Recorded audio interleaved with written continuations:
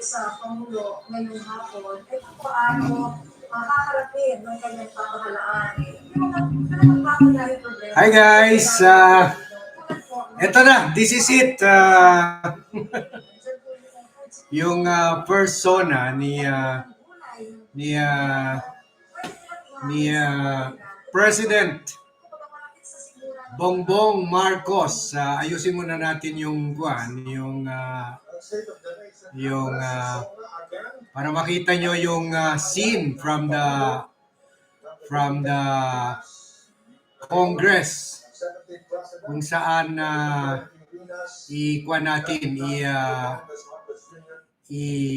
ilalabas natin yung SONA na hindi sana talagang sana SONA. So we thank PTB4 na nagbigay sa atin itong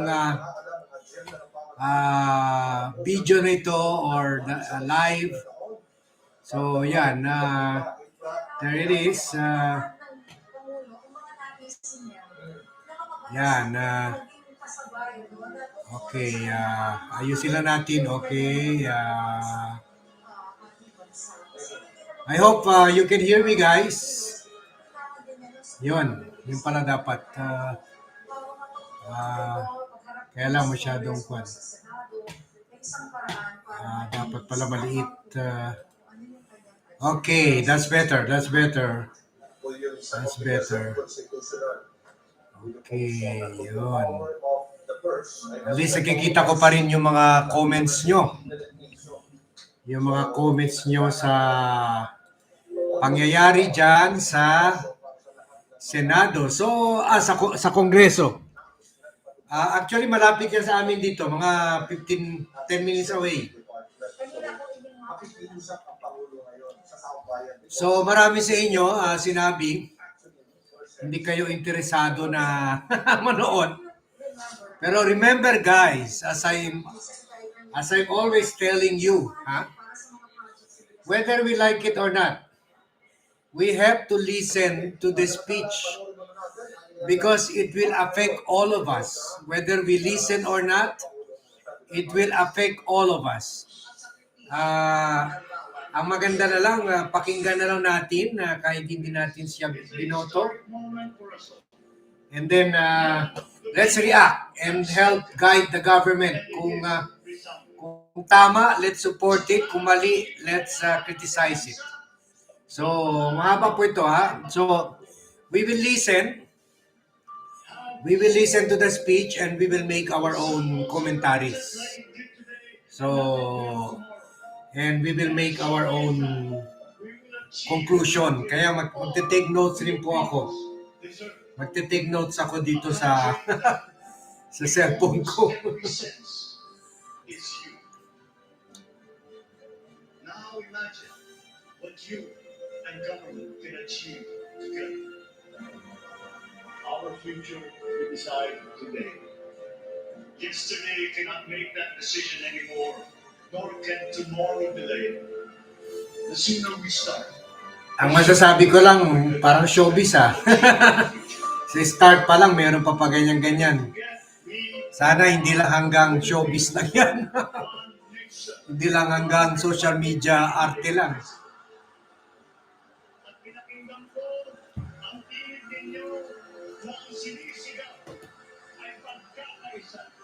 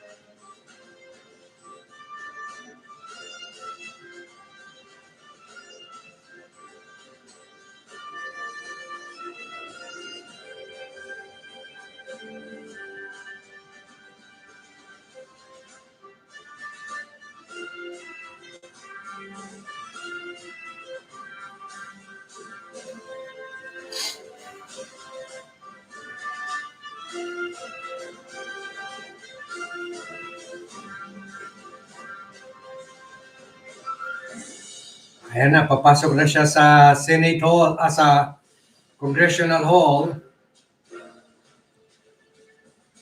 Tinitingnan pa yung mga picture.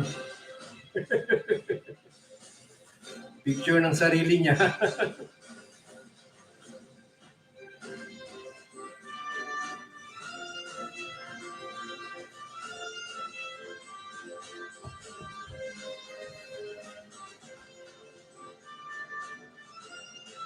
Dali muna, may file muna ako ipapasok para bukas. Padala ko muna sa staff ko. Punta muna tayo sa sa sa Viber ko para meron na ako ipapadala sa angels natin. Sa angels natin. Ano ba yun? Relax lang kayo dyan.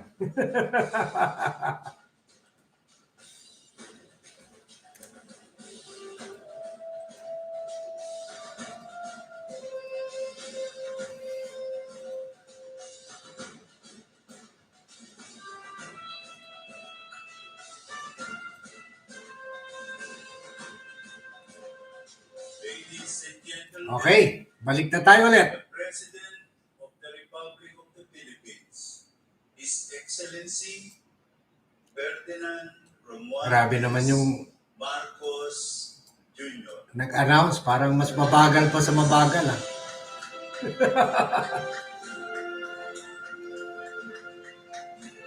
Yan, ayaw ko yung mga pabalik-balik sa panahon ni Makoy na tulad itong Kwan. Paano maka-unity ka kung parati ka pabalik-balik? Masagana 99, Nutriban, yung mga hymn na ganito, bagong lipunan ata, bagong lipunan.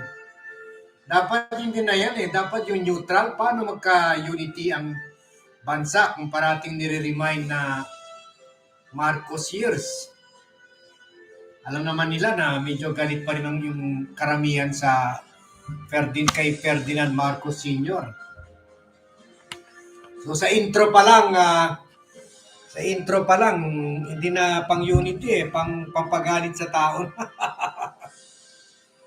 Ay, Diyos ko. Hi, Erlinda. Can you hear me? Klaro ba yung kwan ko, yung mic ko? You're the first in attendance. Yung iba, nagbibihis pa raw para sa SONA.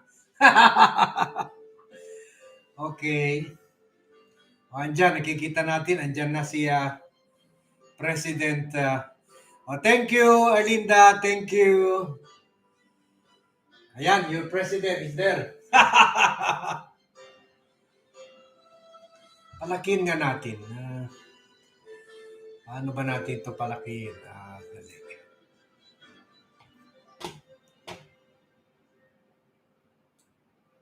Ayun.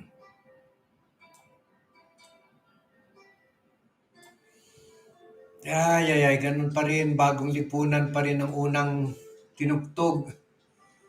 Paano, alam naman nila na may mga tao, may bad memories pa rin sa martial law eh. Sa intro pa lang, bagong lipunan eh, it brings back bad memories. Lalo na sa amin na laking martial law. The joint session is called to order. On the House, part of the House of Representatives, the joint session is called to order. Please rise for the singing of the Philippine National Anthem to be led by the Sabiwang Singers of Ilocos Norte.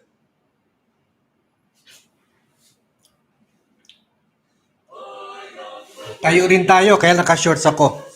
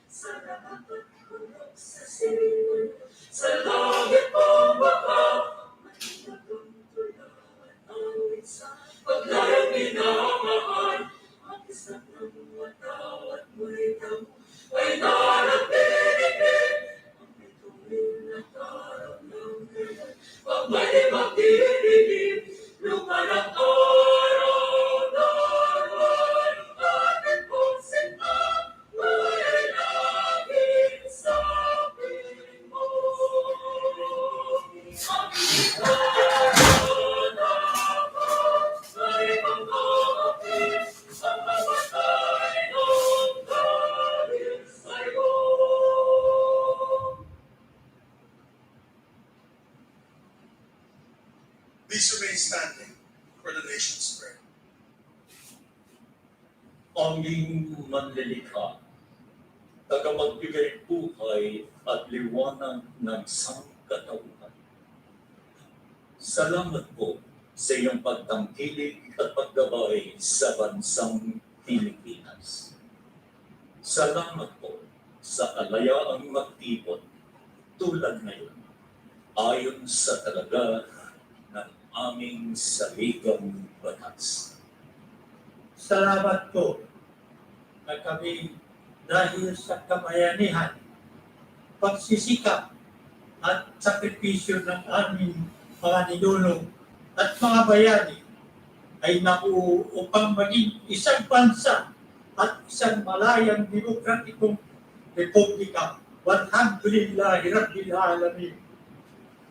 Pagpalain niyo po ang aming pagtitipon ngayon upang aming dinggin, liwanagan at suriin ang kalagayan ng bayan, ang state of the nation. At upang italaga sa inyong gabay at tangkilik ang mga magiging hakbangin ng pamahalaan sa pamumuno ng aming Pangulo, Ferdinand Romualdez Marcos Jr. Iyayaan niyo po kami, mga mamamayan at mga namumuno, ng patuloy at tumitibay na pagkakaisa, pagtutulungan, at pagmamahalan bilang pagsunod sa inyong mabuti at magandang kalooban. Kasihan niyo po ang aming Pangulo at ang pangkat ng kanyang mga tagapangasiwa, ang aming mga mambabatas, ang aming mga hukom, at ang mga tagapagpairal ng katarungan, ng dalisay at iba yung kaliwanagan, karunungan, katwiran, at katapatan sa kanilang banal na tungkulin. At kakahayin kaming lahat ng mga mamamayan at mga pinuno tungo sa dakilang pagkakaisa na magbubunga ng iba yung kapayapaan, kaayusan, kaunlaran, kasaganaan, at kasiyahan ng lipunang Pilipino. Magpatuloy po tayo sa personal na panalangin. Mangyari ang bawat isa ay tahimik na manawagan sa may kapal.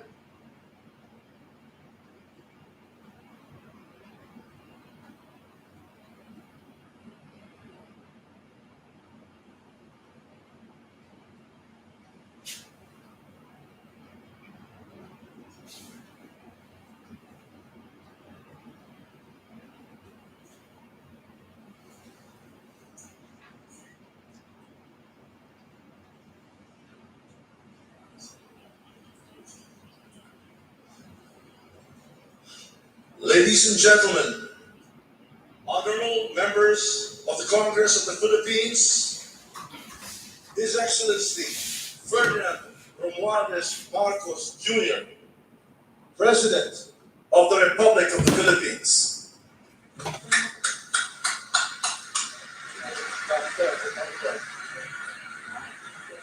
Sa mga bago na nag-join, ito po yung coverage natin, live coverage sa First State of the Nation Address ni President Bongbong Marcos.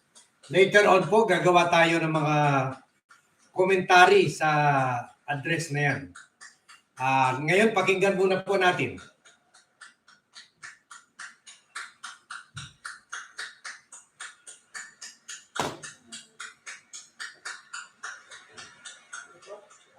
Vice President Sara Zimmerman Duterte, former Presidents Joseph Ejercito Estrada Gloria Macapagal Arroyo, and Rodrigo Roa Duterte, Senate President Juan Miguel Subiri, and the honorable members of the Senate, House Speaker Ferdinand Martin Romualdez, and the honorable members of the House of Representatives, Chief Justice Alexander Gesmundo, and the honorable justices of the Supreme Court, the Apostolic Nuncio, Most Reverend Charles John Brown, and the esteemed members of the Diplomatic Corps,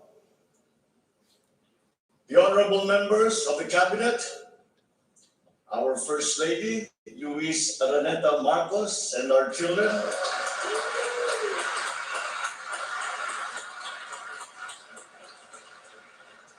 distinguished guests, ang mga minamahal kong mga kababayan, ladies and gentlemen, magandang hapon po sa inyong lahat. I come before you today to address you as it is my duty as President of the Republic.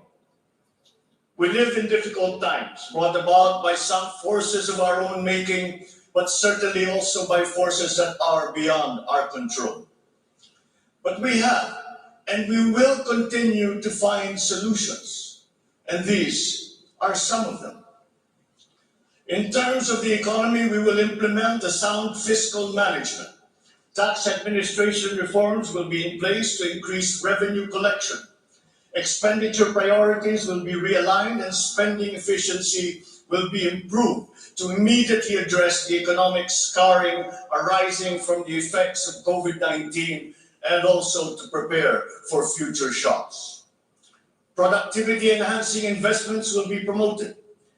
Our country must become an investment destination, capitalizing on the corporate recovery and tax incentives for enterprises, so the CREATE law, and the economic liberalization laws such as the Public Service Act and the Foreign Investments Act. Ecozones will be fully supported to bring in strategic industries such as those engaged in high-tech manufacturing, health and medical care, and all emerging technologies.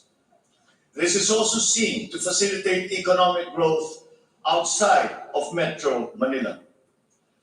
Our tax system will be adjusted in order to catch up with the rapid developments of the digital economy, including the imposition of value-added tax on digital service providers. The initial revenue impact will be around 11.7 billion pesos in 2023 alone. Tax compliance procedures will be simplified to promote ease of paying taxes. We will pursue measures to determine possible undervaluation and or trade misinvoicing of imported goods. Through information and communications technology, the Bureau of Customs will promote streamlined processes. Disbursements for 2022 to 2023 will be maintained at above 20% of gross domestic product, or 4.955 trillion pesos and 5.086 trillion pesos respectively, to ensure continuous implementation of priority programs.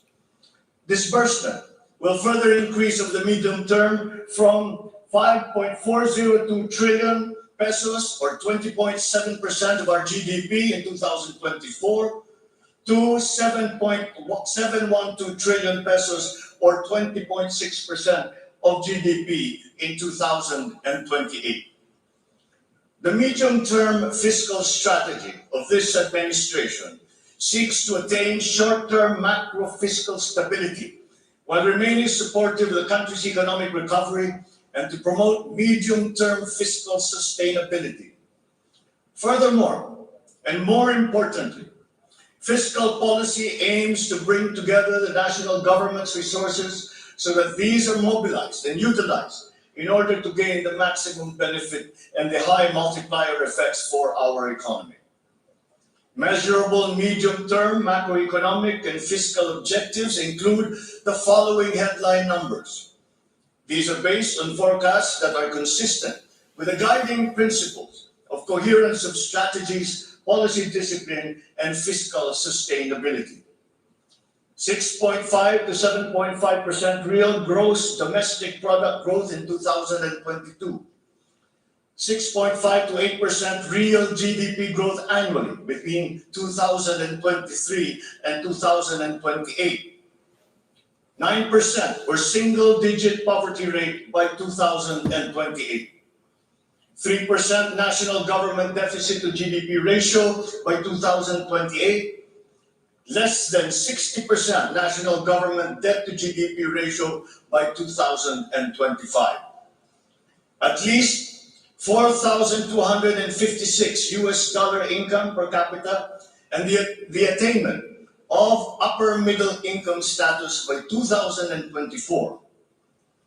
The aforementioned headline goals summarize the objectives of this medium-term fiscal strategy being submitted to Congress for its adoption and concurrence to the concurrent resolution by the Senate and House of Representatives. Once adopted, the MTFF will become an anchor for the annual spending and financing plan of the national government and Congress when preparing the annual budget and undertaking related appropriation activities. It is therefore a forward-looking document that extends beyond the traditional 3-year horizon to reach 6 years, coinciding with the 6-year coverage of the Philippine Development Plan 2023 to 2028. The MTFF also promotes transparency and credible commitment to pursue the indicated social macroeconomic goals that optimize the government budget. Medium-term growth targets and the assumptions regarding key macroeconomic variables underpin the medium-term fiscal plan. The recent past and the COVID-19 pandemic has beset the macroeconomic environment with challenges and a series of external shocks. Inflation has accelerated in recent months due largely to significant increases in international prices of oil and other key commodities. Still, the economic growth momentum remains firm, as demonstrated by the strong 2022 first quarter GDP growth at 8.3%. However, the recovery process from the impact of the pandemic is still ongoing, amid elevated uncertainty in the international economic environment. Revisions in the macroeconomic assumptions incorporate these challenges and most recent economic developments, leading to upward adjustments in the following: inflation rate for 2022 to 2023, foreign exchange rate for 2023 to 2025, and goods and services imports growth for 2022. The economy is expected to grow by 6.5 to 7.5% this year as we continue to reopen the economy while considering the recent external developments. In the first quarter alone, GDP saw an increase in household consumption and private investments, along with a robust manufacturing industry, high vaccination rate, improved healthcare capacity, and an upward trend in tourism and employment. This is expected to continue for the rest of the year. The strong economic growth is projected to be sustained and expanded further to 6.5 to 8% from 2023 until 2028. The average inflation for 2022 is projected to range from 4.5 to 5.5%, following the uptick in fuel and food prices as a result of the ongoing Russia-Ukraine conflict and the disrupted supply chains. It is slightly adjusted to 2.5 to 4.5% in 2023 and is seen to return to the target range of 2.0 to 4.0% by 2024 until 2028. Dubai crude oil price is expected to settle at $90 to $110 per barrel in 2022, $80 to $100 per barrel in 2023, and $70 to $90 per barrel from 2024 onwards, as oil supply is expected to catch up and stabilize over the medium term. The Philippine peso is projected to average between 51 to 53 pesos per US dollar in 2022 and 51 to 55 pesos per US dollar from 2023 onwards due to aggressive monetary policy tightening by the US Federal Reserve, market aversion amid the Russian-Ukraine conflict, and again, increased global oil prices. Lastly, exports of goods are expected to grow by 7% in 2022 and 6% from 2023 to 2028.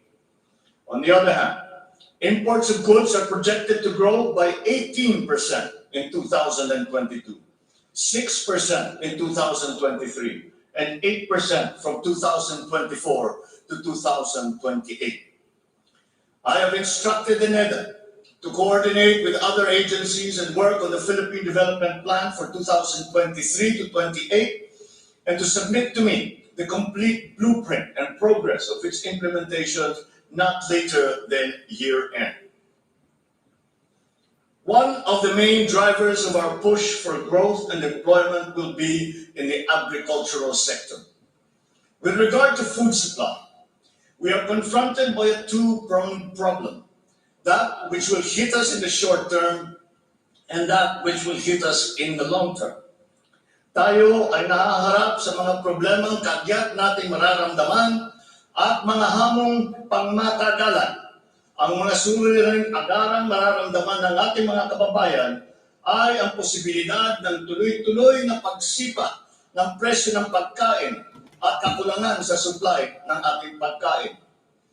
Upang masuportahan ang mapimili para mapanatili ang kanilang purchasing power o kapangyarihan sa pagbili, isinapinal ng Department of Agriculture ang planong taasan ang produksyon sa susunod na panahon ng pagtanim o planting season sa pamamagitan ng tulong pinansyal at teknikal. Magbibigay tayo ng pauta habang mas ilalapit natin sa sektor ng agrikultura ang hindi gaanong mahal na farm inputs na bibilhin na ng bulto ng gobyerno. Kabilang dito ang abono, pestisidyo, mga punla, feeds, fuel subsidy, at ayuda para sa mga karapat-dapat na benepisyari. Para sa pangmatagalang solusyon, itataas natin ang produksyon ng mga kalakal at produktong pang-agrikultura. At para magawa ito, pagtitibayin natin ang tinatawag na value chain na nagsisimula sa mga magsasaka hanggang sa mga namimili. May mga bahagi ng value chain na sa ngayon ay kanya-kanya ang operasyon. Pagtibayin natin ang koordinasyon ng iba't ibang bahagi nito. Ang pagsasaliksik para sa mga makabagong paraan at ng pagtatanim at pag-aalaga ng hayop ay masusing gagabayan ng Department of Agriculture. Ang produksyon ng farm inputs o mga kakailanganin ng mga magsasaka sa pagpapalago ng kanilang sakahan ay ating iaayon sa mga hamong dala ng climate change at global warming. Mahigpit na pagsusuri ang gagawin ng ating mga eksperto tungo dito. Ang mga pautang at financial assistance sa mga magbubukid at mangingisda ay magiging institusyon at patakaran ng aking administrasyon.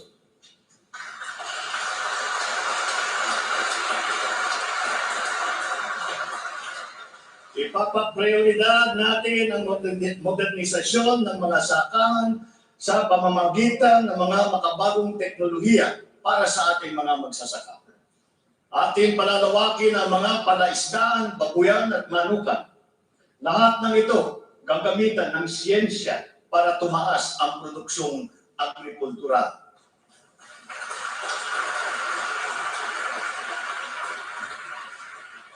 Maging ang post-production at processing ay susuportahan ng pamahalaan. Gagawa tayo ng network, national network ng farm-to-market road upang mas mabilis na mailakbay ng mga magsasaka ang kanilang mga produkto sa mga pamilihan. At gagawa tayo ng mga paraan upang maramdaman ng mga mamimili ang pagluluwag ng presyo ng mga produktong pagkain sa kayang halaga, gaya ng muling pagbubuhay ng mga Kadiwa Center. Hindi ito magagawa sa isang araw. Hindi magagawa sa isang buwan o isang taon lamang. Ngunit kailangan na natin simulaan ngayon.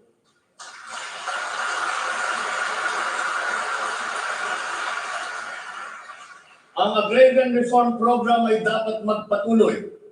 Agrarian reform is not only about acquisition, but also about support services and distribution. To assist this, I intend to issue an executive order to impose a one-year moratorium on the payment of land amortization and interest payments.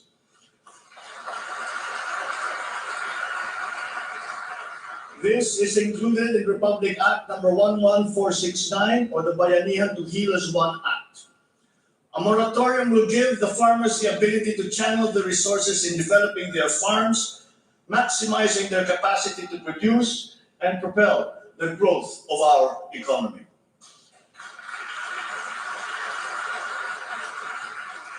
Civil society organizations also support this because it will unburden the farmers of their dues and be able to focus on improving farm productivity.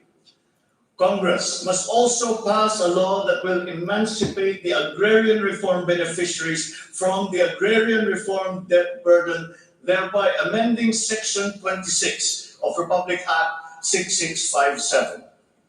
In this law, the loans of agrarian reform beneficiaries with unpaid amortization and interest shall be condoned.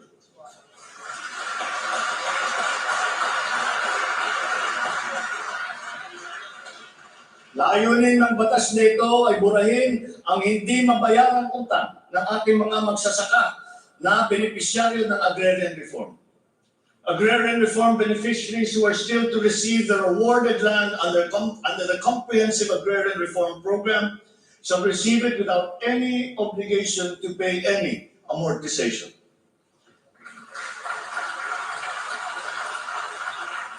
The condonation of the existing agrarian reform loan will cover the amount of 58.125 billion pesos, benefiting 654,000 agrarian reform beneficiaries and involving a total of 1.18 million hectares of awarded lands.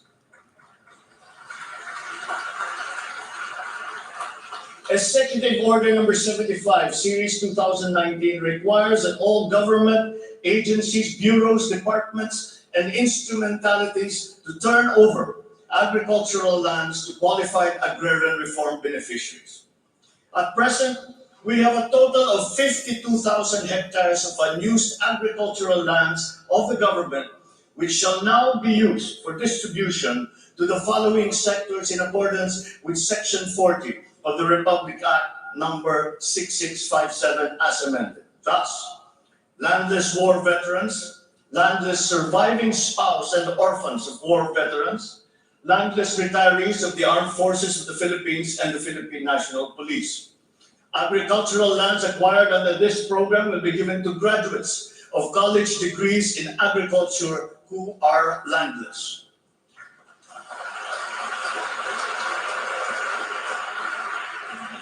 The call of the times is for the infusion of fresh and new blood in the agricultural sector. We need a new breed of farmers equipped with modern agricultural technology able to engage in sustained scientific farming that will not only increase farm yields, but also resilience in the face of climate change.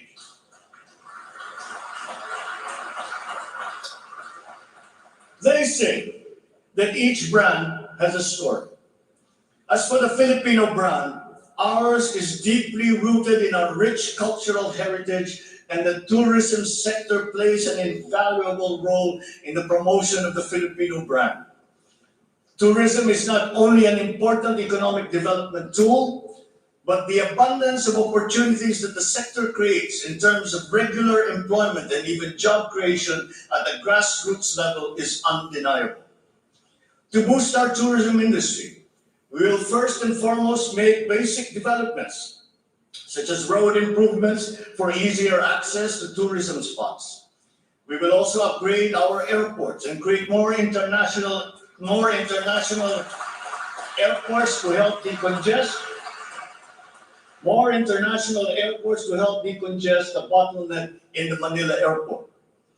We will also make it more convenient for travelers to go around the country, even to remote areas, to help promote undiscovered tourist spots. This program will be led by the Department of Tourism together with the Department of Public Works and Highways.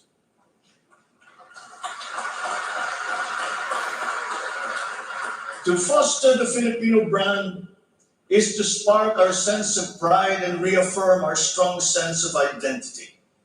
It is time to welcome the rest of the world with an enhanced Filipino brand that is unique, attractive, and creative.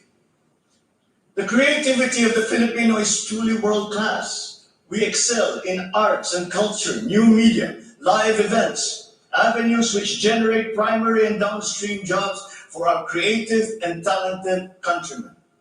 Unfortunately, ang mga hanap buhay na ito ang unang pinadapa ng pandemya at ang pinakahuli namang makabalik sa normal.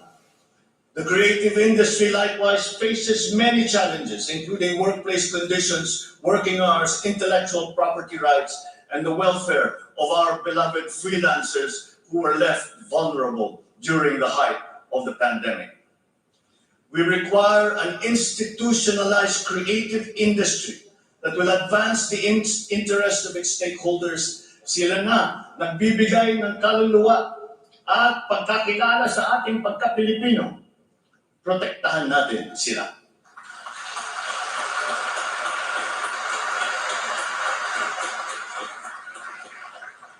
The Department of Social Welfare and Development has a large part to play in all of this. Magpapatuloy ang ating pagkalinga sa ating mga kababayan na lubos na nangangailangan. Hindi po natin sila pababayaan.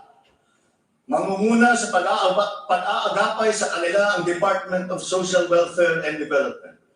Utos ko sa DSWD ang mabilis na pagtugon sa pangangailangan ng mga biktima ng kalamidad at mga iba't ibang krisis.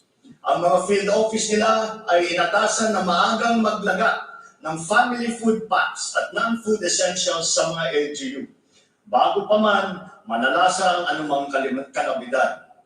Magdadagdag tayo ng mga operation center, warehouse at imbakan ng relief goods, lalo na sa mga malalayong lugar na mahirap marating. Titiyakin natin na maayos ang koordinasyon ng DSWD at Department of Human Settlements and Urban Development nang sa ganon, madali ang pagpatupad ng Emergency Shelter Assistance Program para sa mga biktima ng kahit anong kalamidad.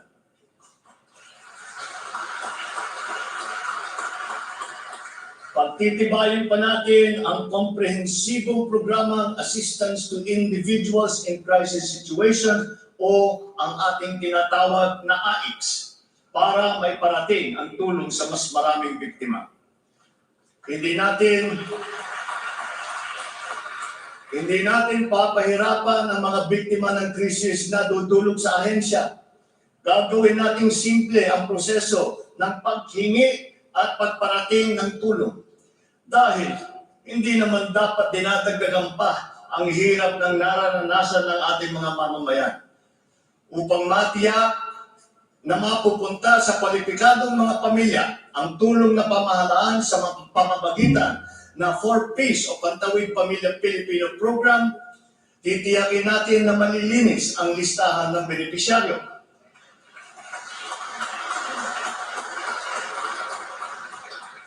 Higit na sa 1 milyong pangalan na ang nakapag-graduate na sa listahan. At nagagalak akong mabatid na sila ay nakakatayo na sa kanilang sariling paa. Kaugnay nito ay inutusan ko ang DSWD na pag-ibayuhin pa ang pagrepaso ng listahan upang maitutok ang pamimigay ng sapat na ayuda sa mga lubos na nangangailangang pamilya. Magpapatuloy ang supplemental feeding program para sa mga bata sa child development centers at supervised neighborhood play, at lalo pa natin palalawakin sa taong 2023.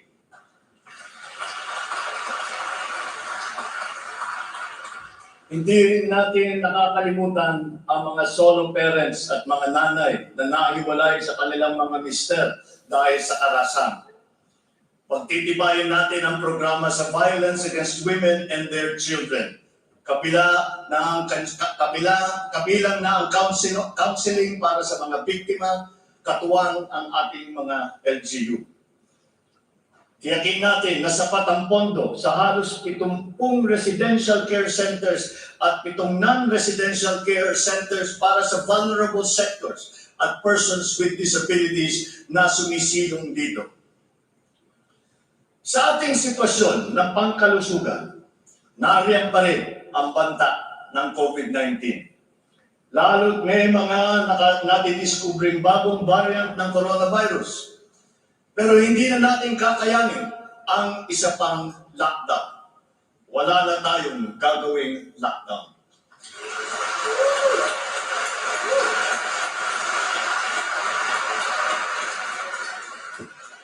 Dapat natin balansehin ng maayos ang kalusugan at kapakanan ng ating mga mamamayan sa isang banda at ang ekonomiya naman sa kabilang banda.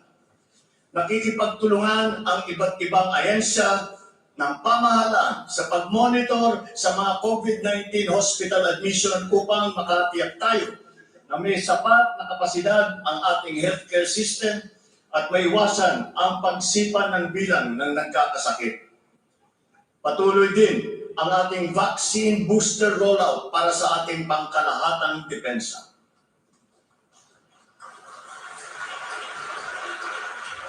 Sa ganitong paraan, kahit pa tumaas muli ang bilang ng mga COVID cases, mananatiling mababa ang bilang ng mga maospital at bilang ng mga namamatay. Sa pamamagitan nito, unti-unti rin tayong masasanay na nariyan ang virus pero hindi na seryoso ang banta sa ating buhay. Iaayon natin ang ating mga health protocols sa kung ano ang ating pangangailangan sa paglipas ng panahon at lalo pang iipayuhin ang kooperasyon kasama ang pribadong sektor upang tumas pa ang kumpiyansa ng mga mamumunuhan nang sa gayon ay bumalik na tayo sa full capacity, lalo-lalo na ang ating mga negosyo.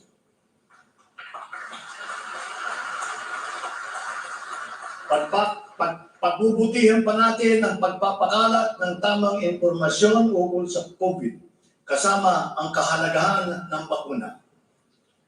Mananatili muna sa ngayon ang alert level system natin.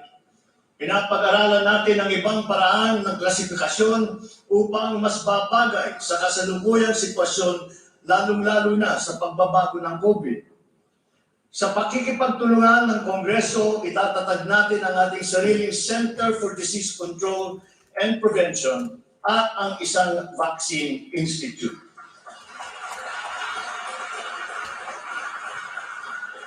Magtatayo tayo ng dagdag ng mga health center at ospital. But beyond the issues that the pandemic has brought, the need for a stronger healthcare system is self-evident. We must bring services, medical services to the people and not wait for them to come to our hospitals and healthcare centers.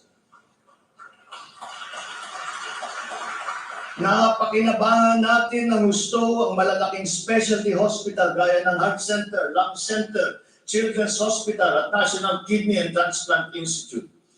Kaya maliwanag na hindi lang dapat dito sa National Capital Region kundi maging sa ibang parte ng bansa.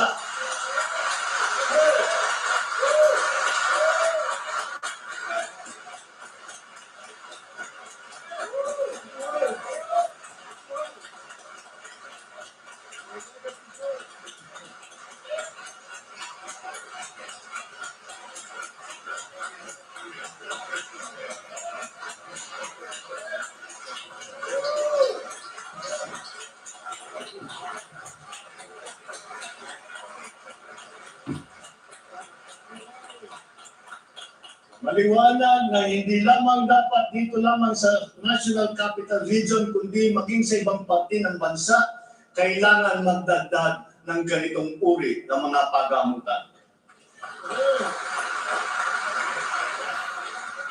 Bukod dito, upang mailapit natin ang healthcare system sa taong bayan, nang hindi sila kailangan pumunta sa sentro ng kanilang bayan, lalawigan o region, ay maglalagay tayo ng mga clinic, mga RHU, na pupuntahan ng mga doktor, nurse, midwife, medtech, 1 beses, 2 beses sa isang linggo. Nang sa ganun, magiging mas madali sa may karamdaman na magpapagamot ng hindi na kailangan magbiyahe ng malayo.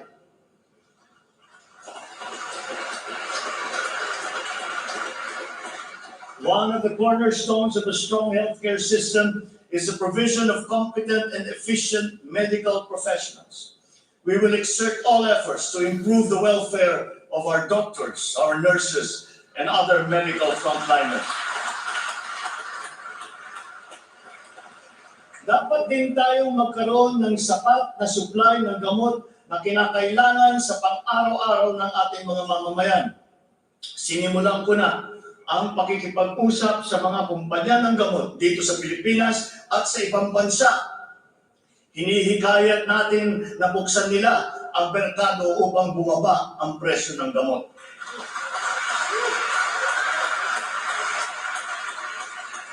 Halimbawa, kung mas marami ang mas murang generic o hindi branded na gamot sa merkado, mas bababa rin ang presyo dahil sa kompetisyon. Ang Department of Trade and Industry ay nakikipag-usap sa mga interesadong manufacturer ng generic drugs na papasok sa ating bansa.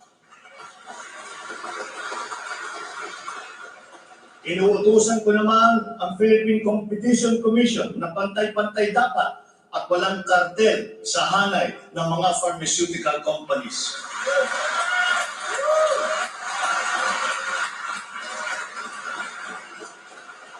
Dahil kapag bukas ang merkado, bababa ang presyo ng gamot para mapakinabangan ng ating mga mamamayan.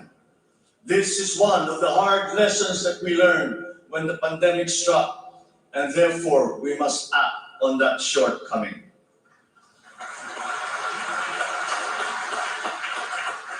In the educational sector, I believe it is time for our children to return to full face-to-face classes once again.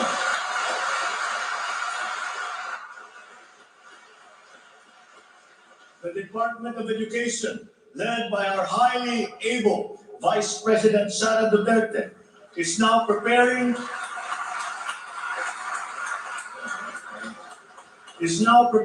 for its implementation in the upcoming school year, with utmost consideration for the safety of students, as we are still in the middle of the COVID-19 pandemic. We must ensure that our classrooms are safe for teachers, for students, and the entire academic community when they return to face-to-face classes. We continue to encourage everyone to get their booster shots in preparation for the resumption of in-person classes. This is one of the reasons I have directed the Department of Health and the Department of Interior and Local Government to undertake another rollout of booster shots.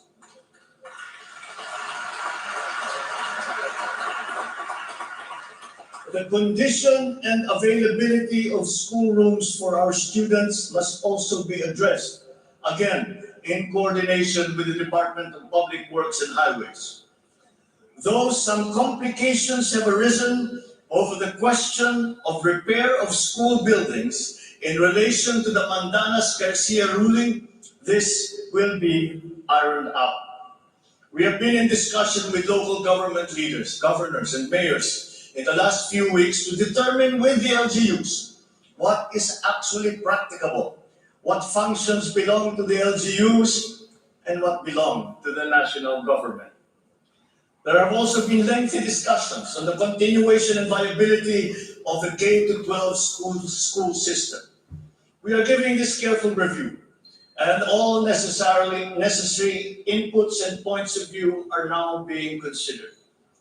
In the longer term, We are instituting a program of refresher courses and retrainings for our teachers so they can stay abreast of the rapid growth in technology, especially in this post-pandemic world. As for the horror stories that we have heard about the poor quality of educational materials and supplies that are being given to our schools, this must end.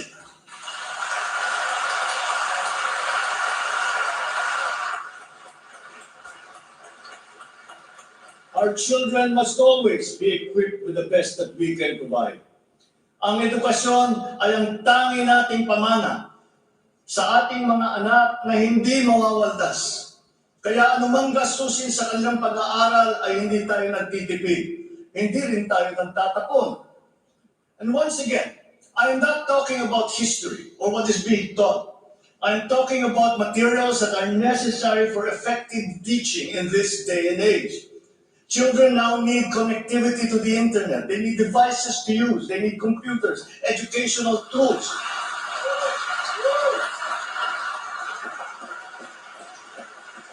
So that they might participate fully in the digital community here and abroad. We must do better in the international rankings, especially when it comes to the so-called STEM subjects: science, technology, engineering, and mathematics. These skills, this knowledge, are necessary for our young people to be able to compete in a highly technological and competitive world. The raw talent is there in our young people. It is up to our educational system to develop and to refine that great pool of talent.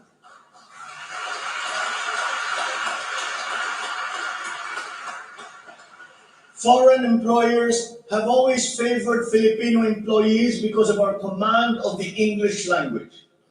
This is an advantage that we must continue to enjoy. The internet has now become the global marketplace, not only for goods, services, but also for ideas, even extending to our own personal interactions. And the language of the internet, for better or for worse, is English. Therefore, the question of our medium of instruction must be continuously re-examined to maintain that advantage that we have established as an English-speaking people.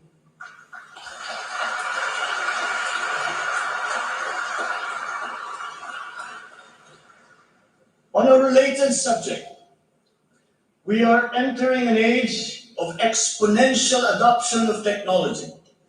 It is the fourth industrial revolution. This will be characterized by the infusion of technology into almost every facet of our lives. Breakthrough technologies in the areas of quantum computing, artificial intelligence, nanotechnologies, the Internet of Things, robotics, self-driving electric vehicles, 3D printing, virtual and augmented realities, among others, that will radically transform the way business is done. The scale and the speed at which these innovations are introduced universally into our everyday lives and activities is unprecedented in our recorded history. We cannot stand idly by. The mission of our Department of Information and Communications Technology is to identify and utilize these innovations to improve governance. It has the daunting task now of transforming our government into an agile bureaucracy that is responsive to the needs of the public. Provide good and solid data to ensure informed decision-making, as well as allow secure and seamless access to public services. The voluminous records stored in the government warehouses and archives have to be digitized. Those that are already stored in various inventories of data should be harmonized and shared across departments and agencies. Needless to say, these have to be kept in large data centers that are secure yet accessible. The national ID will play an important part in this digital transformation.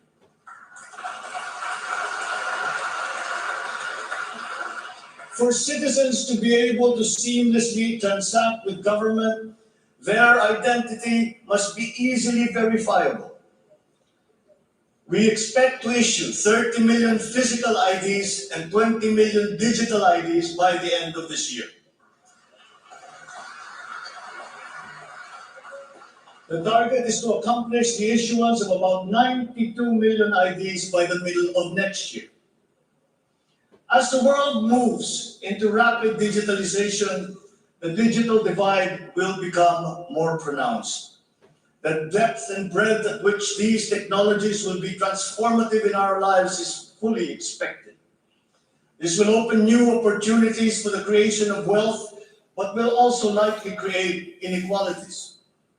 Hence, universal connectivity will be a vital component in order to ensure that no citizen is left behind.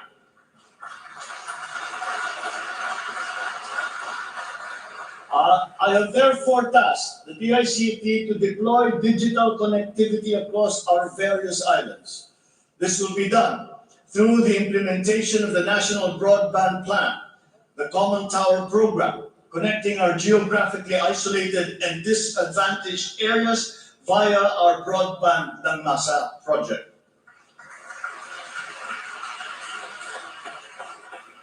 All relevant modes of digital transport should be utilized. These may be through a combination of terrestrial or submarine fiber optics, wireless, and even satellite technology. As our Public Service Act has opened the doors and removed the restrictions on foreign investment, we foresee an increase in direct investment of overseas players. This will translate into better quality, availability, and affordability of telecommunication services all over the country. We come now to infrastructure. The backbone of an economy is its infrastructure. The infrastructure program of the Duterte administration must not only continue, but wherever possible, be expanded.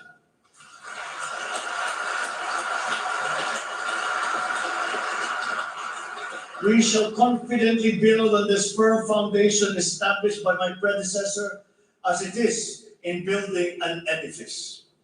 We must keep the momentum and aspire to build better, more. Necessarily, infrastructure development will remain a very high priority in our drive for growth and employment. Once again, I will not suspend any of the ongoing projects, as those have already been shown to be of benefit to the public that they serve.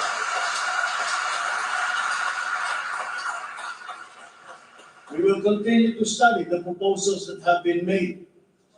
Infrastructure development spending will be sustained at 5 to 6% of GDP. The planned expansion of infrastructure projects, I believe, would be possible if we continue to encourage the participation of the private sector in the development of our programs. Public-private partnerships, or PPPs, hold great potential for that expansion, for infrastructure development, and for innovation. Our infrastructure development is of primary importance, as it is a necessary element to improve many other sectors, to include agriculture, tourism, general economic activity, and even to governance. It is my belief also that we have missed some great opportunities to develop our rail transport system. It is clear in my mind that railways offer great potential, as it continues to be the cheapest way of transporting goods and passengers. We can build upon already existing lines by modernizing these old railway systems. There are dozens of railway projects on the ground, above the ground, below ground, not just in Manila, but in other regions, at various stages of implementation and with a combined cost of 1.9 trillion pesos. This administration is committed to finish building the current portfolio of investments, approved railway projects such as the North-South Commuter Railway System, the 33-kilometer Metro Manila Subway Project, the 147-kilometer North-South Commuter Railway System, the 12-kilometer LRT-1 Cavite Extension, the 23-kilometer MRT-7, and the common station that will connect LRT-1 MRT3, and MRT7. And beyond NCR, larger scale railway systems like the 102-kilometer Mindanao Railway Project,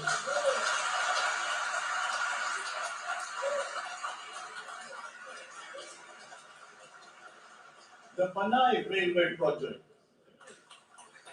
and the Cebu Railway system will be integrated as a vital part of our transport and communication systems. We will also continue to improve our roads and transportation systems in key cities throughout the country through various projects, such as the Cebu Bus Rapid Transit, Davao High Priority Bus System, Ilocos Norte Transportation Hub, the El Nido Transport Terminal. My order to the Department of Transportation, or DOTR, is really very simple. Full speed ahead.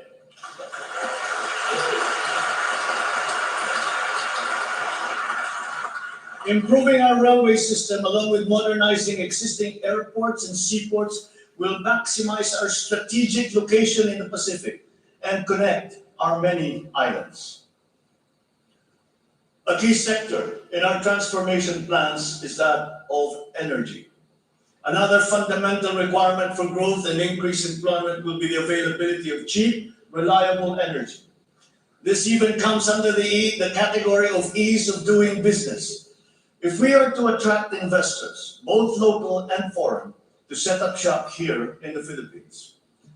At present, our demand for energy far exceeds our reliable supply. We must increase the level of energy production. We must look at every possible option that would be appropriate for the Philippine situation.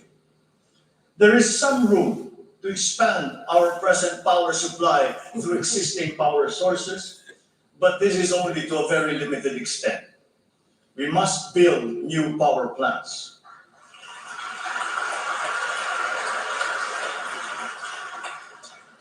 We must take advantage of all the best technology that is now available, especially in the areas of renewable energy.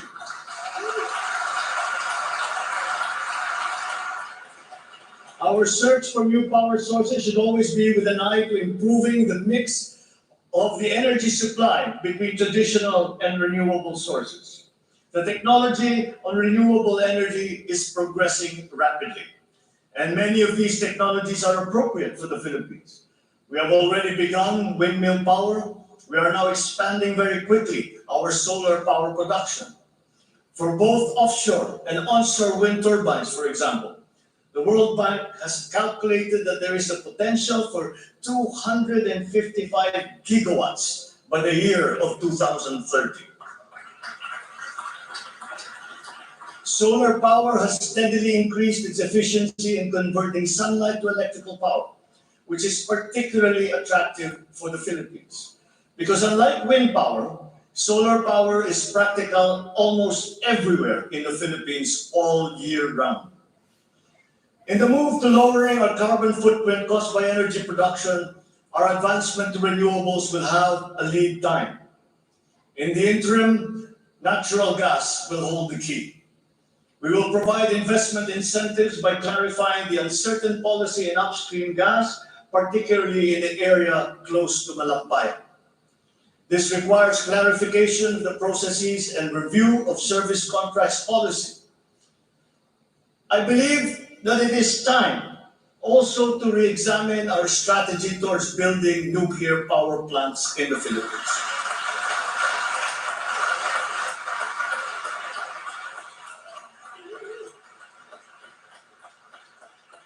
We will comply, of course, with the International Atomic Energy Agency regulations for nuclear power plants as they have been strengthened after Fukushima. In the area of nuclear power, there have been new technologies developed that allow smaller scale modular nuclear plants and other derivations thereof. Once again, PPPs will play a part in support as funding in this period is limited. Furthermore, we must examine the entire system of transmission and distribution for the purpose of finding ways to lower the price of energy to the consumer and to industry. We must expand the network of our transmission lines while examining schemes to improve the operation of our electrical cooperatives. All this in aid of reducing energy costs, especially but not limited to households.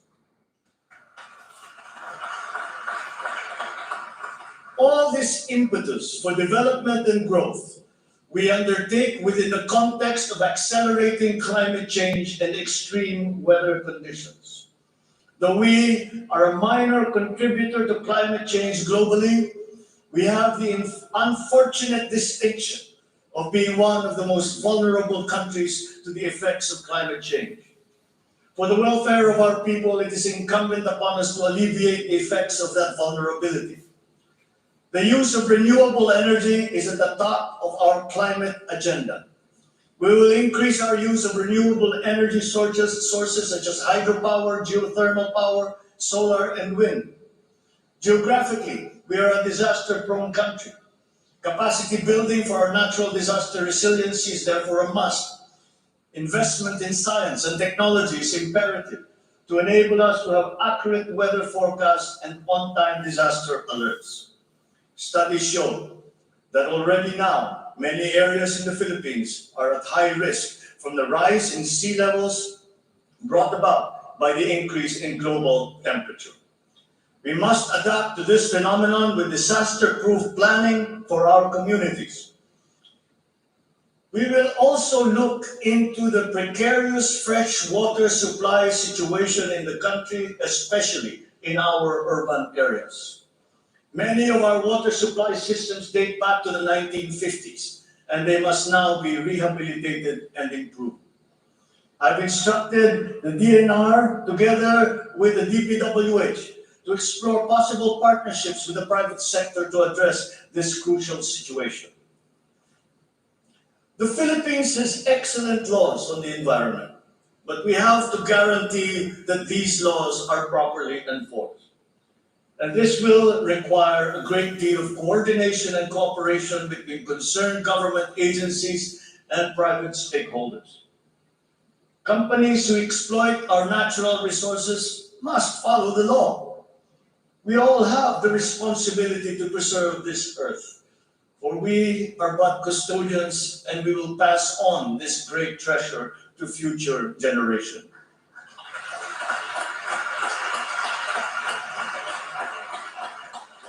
There is no question that the preservation of the environment is the preservation of life.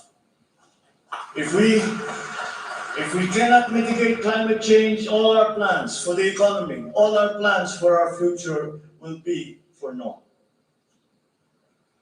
Bawat Pilipino sa ibayong dagat na nagsasakripisyong lisanin ang kanyang pamilya sa Pilipinas upang maghanap buhay ay nararapat lamang magkaroon ng pamahalaang natatawag nilang tahanan habang nasa ibang bayan. Ito ang papel na gagampanan ng kagawaran ng manggagawang mandarayuhan o Department of Migrant Workers matapos itong ideklara bilang ganap na ahensya ng gobyerno ng isang taon. Ang kagawaran ito ang magsisilbing kanlungan ng ating mga kababayan sa gitna ng mundong walang kasiguruhan at mahigpit na kompetisyon. Ito ang maglalatag sa kanila ng mga oportunidad. Titiyak na ang kanilang mga hanap buhay ay tugma sa kanilang mga kasanayan. Maninigurong akma ang sahod at maayos ang kalagayan sa kanilang mga kumpanya at mga ngalaga sa kanilang mga pamilya habang sila ay nasa malayo. Gagawin natin ito sa pamamagitan ng pag-aalis ng red tape sa sistema ng pagsusulong ng digital empowerment. We shall automate the verification of contracts and issue secure overseas employment certifications that you can keep on your smartphone. I call on the Department of Migrant Workers and the DICT to make this a top priority. Tinatawagan ko rin ang Department of Foreign Affairs na makipagtulungan sa Department of Migrant Workers na tiyakin ang lahat ng mga diplomatic post ay tutulong na agaran maibalik sa trabaho ang mga ating mga overseas Filipino workers na nawalan ng hanap buhay nitong nakalipas na ilang taon. Mula sa 3 buwan ay gagawin na lang nating 3 linggo para sa isang dayuhang employer na iproseso ang mga papeles ng Pilipinas ng Pilipinong nais nitong kunin bilang empleyado. Aatasan din natin ang kagawaran ng gawing simple ang komplikadong handbook ng mga tuntunin at regulasyon para sa mga OFW. Nang sa gayon ay maging malwan ang mga transaksyon may kinalaman sa kanilang pangingibang bansa. Mula sa handbook na may 240 seksyon ay gagawin natin pamphlet na lamang na hindi hihigit sa 100 pahina. Mahirap na nga ang buhay. Kaya naman, ayaw pa natin makita lalo pang nahihirapan ang ating mga manggagawang mandarayuhan sa pagtupad sa kanilang mga pangarap. Para sa mga kababayan nating naiipit sa kaguluhan, inaabuso at nanganganib ang buhay, ikinagagalak kong sa ilalim ng aking pamumuno ay ilulunsad natin ang One Repatriation Command Center o ORCC. Ilalaan natin ang isang social media platform ng Department of Migrant Workers at ang hotline upang matulungan agad at maligtas sila mula sa masigit na kapahamakan. Noon, nangungutang pa ang isang ina ng bawat OFW upang sumakay ng barko para pumunta sa Maynila at mangatok sa iba't ibang ahensya para mapauwi ang anak na inaapi. Ngayon, kami na ang tatawag sa mga magulang ng OFW para sabihin sa kanila ang petsa kung kailan nila mayayakap at makakapiling ang kanilang mga anak.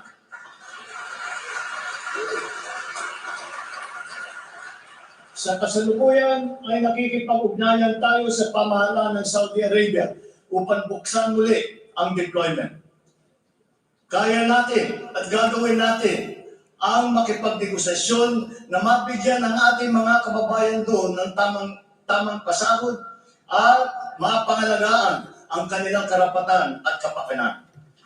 Muli natin patitibayin ang respeto at pagkakaibigan ng ating dalawang bansa tulad ng namamagitan sa ating ama sa kanilang hari.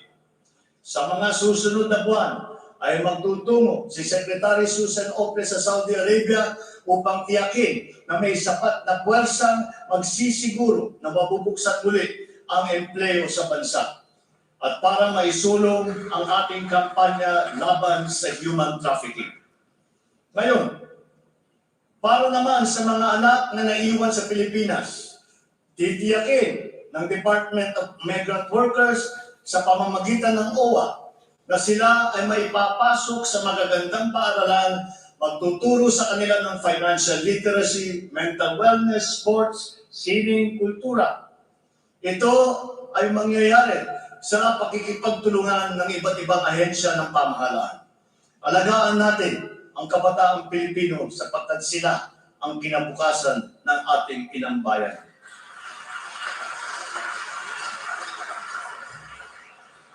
Sa ating mga kababayan na nasa ibang bansa, you deserve a home in government.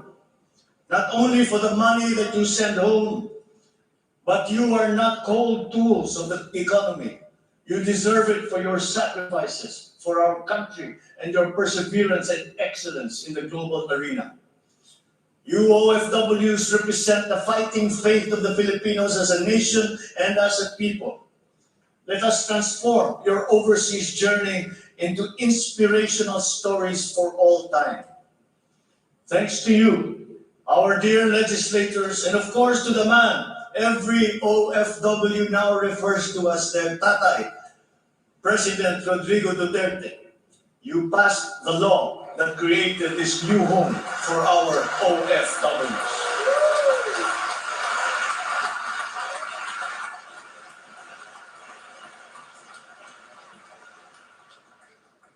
On the area of foreign policy, I will not preside over any process that will abandon even 1 square inch of territory of the Republic of the Philippines to any foreign power.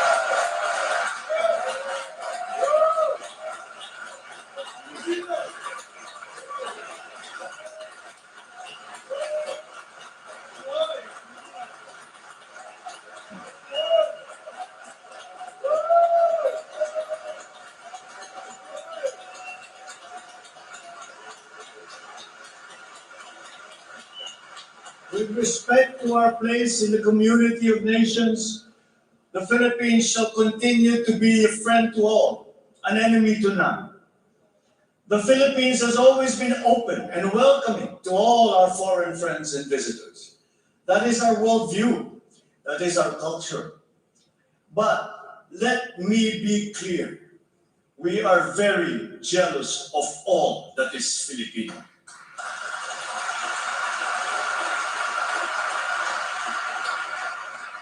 We will be a good neighbor, always looking for ways to collaborate and cooperate with the end goal of mutually beneficial outcomes. If we agree, we will cooperate and we will work together. And if we differ, let us talk some more until we develop a consensus.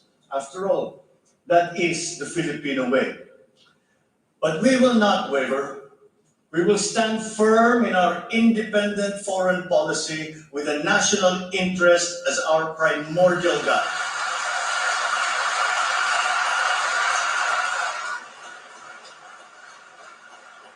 We commit to maintaining good relations with the rest of the world. As a matter of fact, it is my sincere belief that the need for strong bonds and collaboration among nations emerges in the direst of times, such as in a pandemic. The partnerships and alliances that we make with all will provide stability that all nations will need as we emerge into this new global economy. The Philippines will continue to promote stronger and multifaceted relationships with all our partners around the world. We are, in fact, grateful for the messages of support and offers of help that we have received from many of our friends in the international community. This has been communicated to us through the different envoys and ambassadors here in the Philippines. Such strong relationships can only be beneficial to all involved. As I am here today addressing the legislature, allow me now to propose legislation that we would like you to pass in support of these programs. 1. National Government Right-Sizing Program, a reform mechanism that seeks to enhance the government's institutional capacity to perform its mandate and to provide better services while ensuring optimal and efficient use of resources. Compared to previous government reorganization efforts, the NGRP will entail a comprehensive strategic review of the functions, operations, organization, system, and processes of the different agencies, and massive and transformational initiatives in agencies concerned, such as mergers, consolidations, splitting, transfer, and even the abolition of some offices. The right-sizing efforts will also involve the conduct of a comprehensive strategic review of functions, programs, and projects that will cut across various agencies. Number 2, a budget modernization bill. This seeks to institutionalize a cash-based budgeting system under Executive Order number 91, Series 2019, to strengthen fiscal discipline in the allocation and use of budget resources by ensuring that every peso budgeted by the government would lead to the actual delivery of programs and projects. The full implementation of the CBS is timely and vital as the government executes response and recovery plans post-pandemic. Number 3, Tax Package 3 Valuation Reform Bill. This bill provides for the A, establishment of real property values and valuation standards across the country, and B, the development of real property information system that provides for the database of all real property transaction and declarations in the country. Number 4, Passive Income and Financial Intermediary Taxation Act. This seeks to reform the taxation of capital income and financial services by redesigning the financial sector taxation into simpler, fairer, more efficient, and a revenue-neutral tax system. It also represents to adopt a regionally competitive tax system. Number 5, E-Government Act, which provides for the establishment of the E-Government Master Plan, which shall cover all e-government services and processes. Number 6, the Internet Transaction Act, or e-commerce law, which aims to establish an effective regulation of commercial activities through the Internet or electronic means to ensure that consumer rights and data privacy are protected, innovation is encouraged, fair advertising practices and competition are promoted. Online transactions are secured, intellectual property rights are protected, and product standards and safety are observed. Number 7, Government Financial Institutions Unified Initiatives to Distressed Enterprises for Economic Recovery. This seeks to provide financial assistance to distressed enterprises critical to economic recovery through programs and initiatives to be implemented by the Land Bank of the Philippines, the Development Bank of the Philippines, and the Philippine Guarantee Corporation for purposes of addressing liquidity or solvency problems of MSMEs and strategically important industries to encourage their continued operation and maintain employment. Number 8, the establishment of a Medical Reserve Corps. Establishes a Medical Reserve Corps under the Health and Emergency Management Bureau of the DOH. The MRC shall be composed of licensed physicians, medical students who have completed their 4 years of medical courses, graduates of medicine, registered nurses, licensed allied health professionals. Number 9, National Disease Prevention Management Authority. This bill seeks to create the Center for Disease Prevention and Control attached to the DOH. Number 10, the creation of the Virology Institute of the Philippines. This will create the Virology Science and Technology Institute of the Philippines as an attached agency of the DOST. All officers and units under the DOST with functions related to virology shall now be transferred to the Virology Institute of the Philippines. Number 11, the Department of Water Resources. This seeks to create the Department of Water Resources and adopts the Integrated Water Resource Management as the strategic framework for national water management, policymaking, and planning. Number 12, Unified System of Separation, Retirement, and Pension. This grants a monthly disability pension in lieu of disability benefits provided under existing laws for military and uniformed personnel retired by reasons of disability. Number 13, the E-Governance Act. It promotes the use of internet, and other ICT to provide opportunities for citizens. Number 14, the National Land Use Act.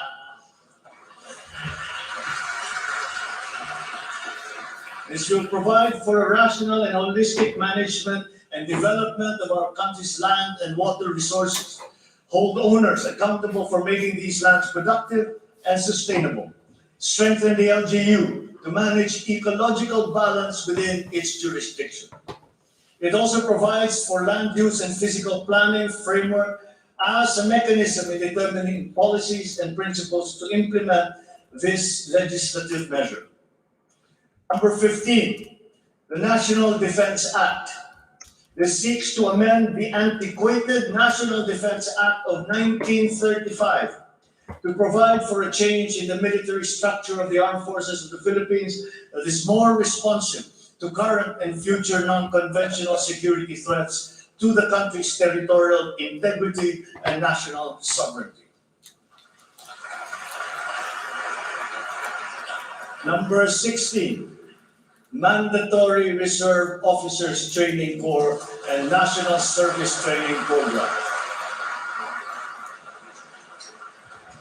This seeks to reinstitute the ROTC program as a mandatory component of senior high school programs, grades 11 and 12, in all public and private tertiary level educational institutions. The aim is to motivate, train, organize, and mobilize students for national defense preparedness, including disaster preparedness and capacity building for risk-related situations. Number 17, enactment of an enabling law for the natural gas industry. This seeks to foster the development of the midstream natural gas industry in a bid to strengthen Philippine energy security by diversifying the country's primary sources of energy and promoting the role of natural gas as a complementary fuel to variable renewable energy. Number 18, amendments to the Electric Power Industry Reform Act, or EPIRA.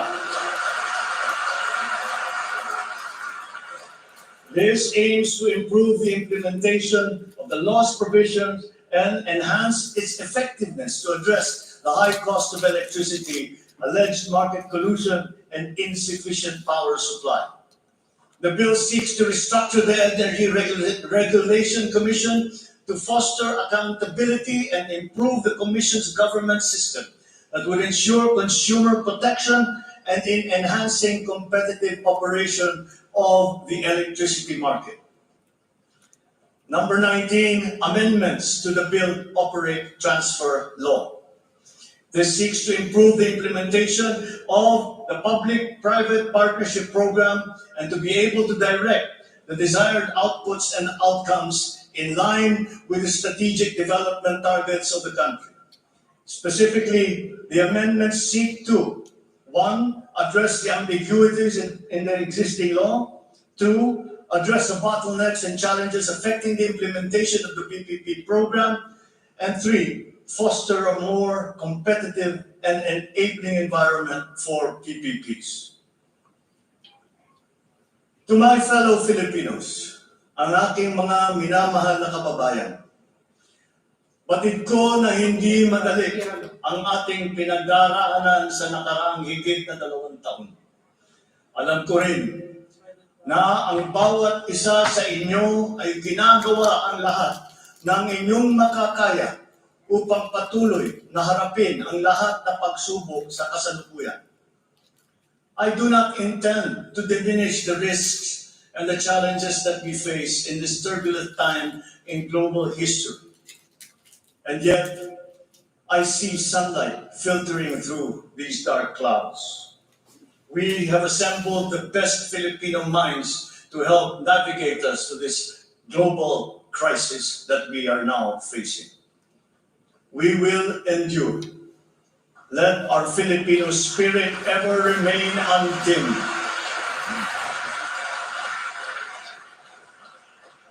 I know this in my mind. I know it in my heart. I know it in my very soul. The state of the nation is sound. Thank you and good afternoon. Marami pong salamat sa inyo lahat.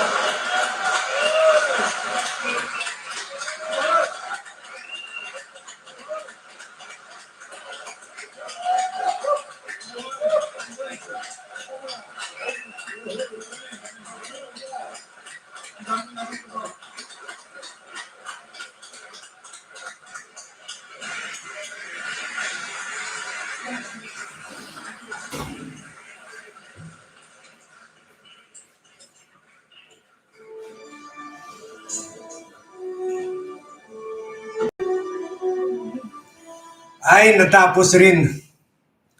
Hihiga na sana ako sa sofa bed ko dito.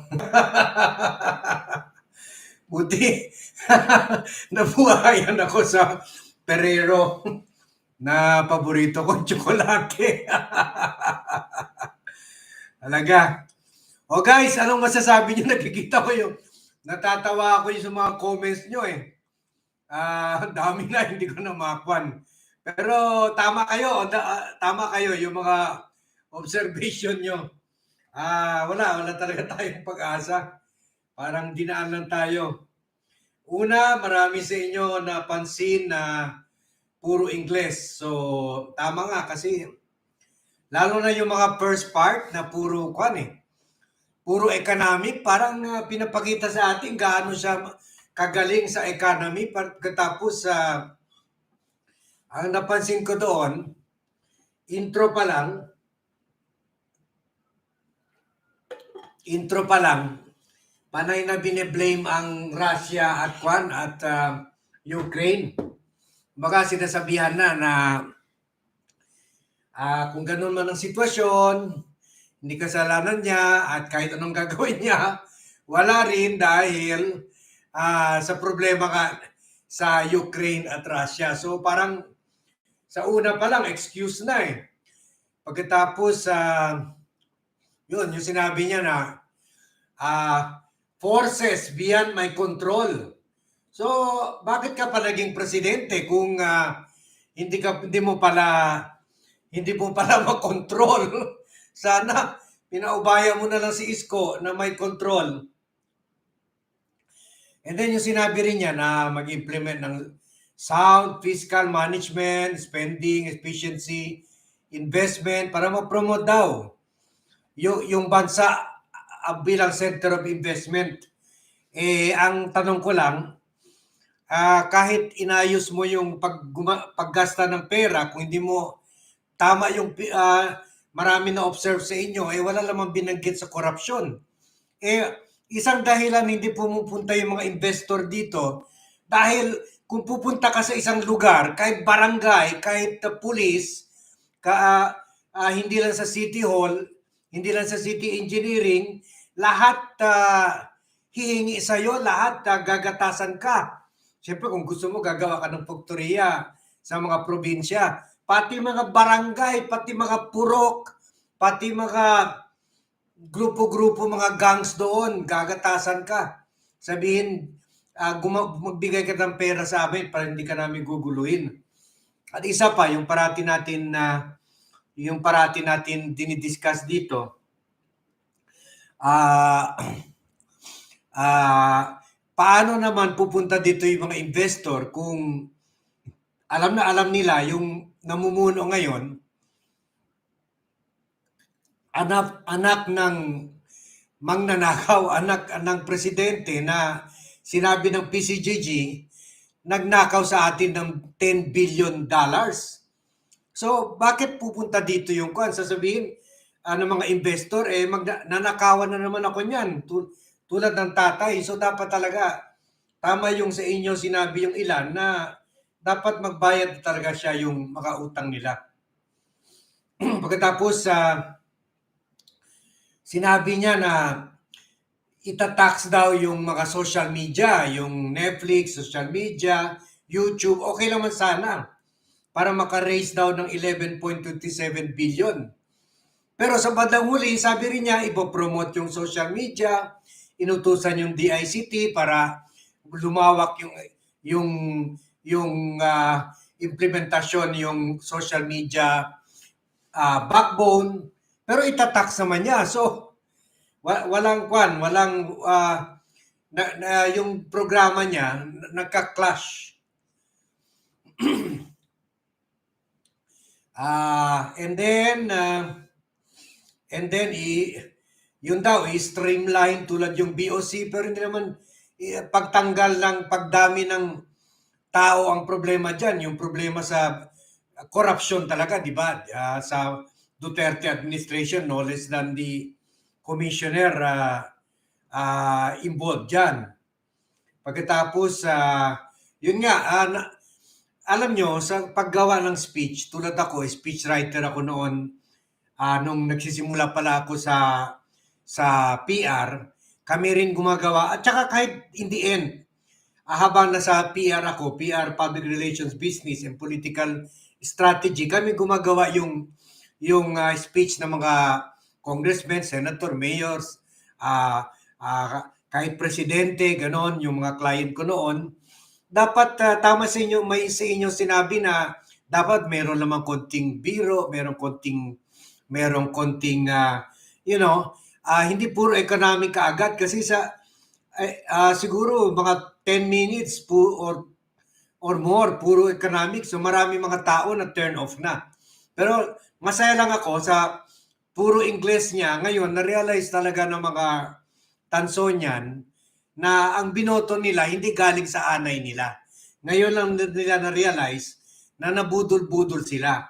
Kasi dapat talaga si Isko sa intro pa lang papatawa ka na, pagkatapos puro Tagalog. So yun, babasahin ko muna yung ilan. Sabi ni Mel, he did not explore about corruption. Malawak ang sakop ng corruption, maraming factors. Tama. And Let Reyes, why kaya ang tagal din? Hindi, okay lang, matagal kasi isinaman lang niya lahat ng mga programa niya. And then yung sinabi niya na 6.5 lang yung gross domestic product, nakakuha na yan ng mga ekonomista yan noon, sinabi niya na hindi posible. So, yung pag-English niya, ang dating ng speech niya, na more for the rich, more to impress than to communicate. Yun sinabi ko na dapat, 65 million, halos puro mahirap yun eh. 31 million. Sana yun ang kwan niya, tinarget niya. Kung tayo nga, kung ako nga, na nosebleed, lalo na yung mga hindi magaling mag-Ingles. So, ngayon pa lang nakikita na nila na hindi talaga presidente nila. Si Isko talaga dapat ang presidente nila. Dugong, Sir, more power to your program. Pagkatapos, Erlinda Flores, ayaw niya pa tapusin yung salita. Boring. Tama, boring. Pagkatapos, di ba si Isko meron na 10 to 20 point, meron pa ka 20 point economic program eh. Ngayon pa lang daw niya ipapagawa yung NEDA. National Economic Development Authority, nagagawa ng plano. Paano na yan, Mr. President? Nagugutom na tayo. Sabi niya, dapat daw matapos yung gawin daw yung NEDA, yung plano before the end of the year. Buhay pa ba tayo before the end of the year? Yung daw sa agriculture, i-kwan daw niya, itataas yung yield, yung dami ng kwan, help farmers by fertilizer, pero hindi rin niya yung na-address yung problema ng smuggling at saka yung policy ng past administration ni Duterte na puro importation. Kaya nasakal na yung agri and fishery sector. Bibigyan daw ng financial assistance, modernization of farming sector. So okay naman to. Sabi niya, dapat daw science-based farming, okay naman ito. And then yun, farm to market road. Pero sinasabi rin naman ng mga ilang grupo, kung kahit ilagay mo hanggang sa lahat ng isla ng farm to market road, pero wala naman kaming natatanim, kasi yung mga farmers napunta na sa syudad dahil wala na makain they stop farming already. So, what's the use of farm to market road? Tulad ng sinabi ni Mayor Isko, dapat tao muna kaysa daan. Komisyon na naman yan ni Eddie at saka ni Ayong. Nakikita nyo yung si Kabuki Lady, yung sabi kalaguyo ni FBR. Buhay pa pala yan. Napapangalan yan. Yung kwan ni FBR. Katapos, sabi niya, tutulungan daw yung mga farmers. Wala naman sinabi yung mga ginagawa ng mga developer na binibili yung mga lupa ng mga farmers. Kino-convert yung farmlands into this real estate developer. Nandyan si Cynthia Villar. Anong sinabi niya? Wala. Wala. Kumbaga, ang speech niya para sa kanilang mayayaman, hindi para sa atin. Tapos yun, naburahin daw. Muntik na ako nahulog sa upuan ko. Maburahin daw yung utang ng mga farmer sa agrarian reform, yung para maging kanila na yung mga lupa nila. Iisip ko baka gusto niya pati yung 203 billion na estate tax niya buburahin rin. Pagkatapos, so ito okay naman, bibigay yung mga lupa agrikultura sa mga retired PNP, military, agricultural graduates para bigyan new blood daw. Pero sana hindi nakasama itong mga military and police, malalaki na yung mga retirement funds niyan. Sana yung mga kwan lang, yung mga experts sa agriculture sector. Pagkatapos sa tourism, sabi niya, upgrade airports and decongest bottlenecks sa urban areas. Maganda naman yan, tulad dito yung ginagawa sa Bulacan. Para ma-improve daw yung at maging aggressive daw yung tourism para ma-improve yung Filipino brand. Okay, i-improve nga natin yung Filipino brand. Pero paano kung kilala tayo sa buong mundo more dahil sa 3,000 na sapatos ni Imelda, dahil sa 10 billion na ninakawan ng mga Marcoses, dahil sa 75 billion na 75,000 na kinulong, tinorture na at pinakulong ng mga kalaban nila sa politika, at doon naman kay President Duterte yung 30,000 na sinalvage ng mga suspected drug addicts, drug lords, na karamihan naman inosente. So, paano ma-improve natin yung image ng mga Pilipino? Kung tuwing nakikita nila tayo, lalo na kayo dyan sa abroad, siguro nung nanalo si Marcos, ang dami nagtanong bakit binoto ulit isang Marcos after. Sana mag-sorry sila para yung mundo makalimutan na yung ginawa ng tatay. At sana ibalik na nila yung mga nakaw na yaman. So, pagkatapos sa DSWD rin, maganda rin naman ito, mag-prepare na ng mga goods, ganon. Pagkatapos i-simplify daw yung PPP. Pero yun nga, problema sana, sinabi niya na yung mga corrupt dyan sa DSWD, bilang ng bilang ng araw nyo, tulad yung ginawa ni Mayor Isko na sinabi niya bilang ng araw ng mga smuggler. So wala, kung hindi mo takutin yung mga tao sa gobyerno na masama yung pagnanakaw, at kung ikukulong, ibigay mo ng message sa kanila na ngayon sa panahon ko, yung mga corrupt makukulong at makakasuhan talaga, walang mangyari, magnanakaw pa rin yan, ng mga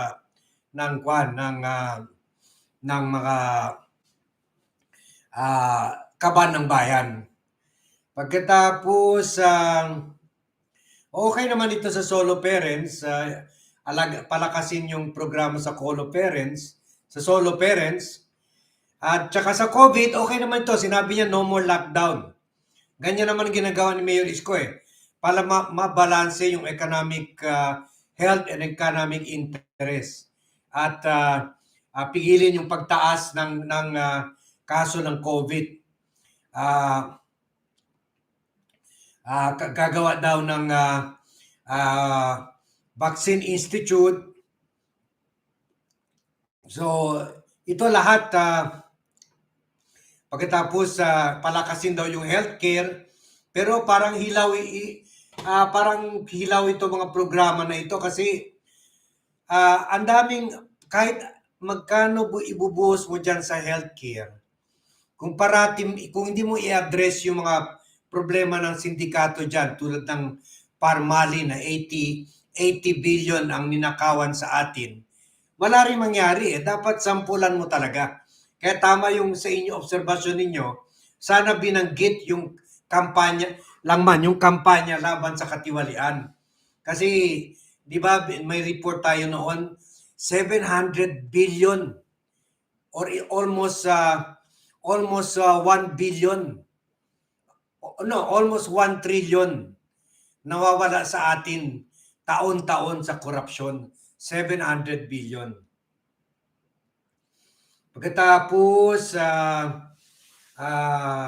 sinabi niya, gusto niya itayo ng heart center, lung center, kidney center, children center, lahat-lahat, all over the country. Maganda ito kasi ito talagang programa ni Mayor Isko Moreno.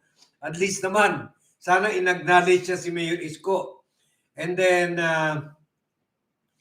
ang kuwan ko lang obserbasyon dito, kung hindi sana nagnakaw yung tatay niya, noong 1970s, 1980s, 1960s, sana nagawa na natin ito ngayon. Sana meron na tayo lung center sa 27 billion na pera na nawala lang, either sa utang, either sa katiwalian o kapalpakan, o napunta sa mga negosyante ka-partner nila o mga cronies.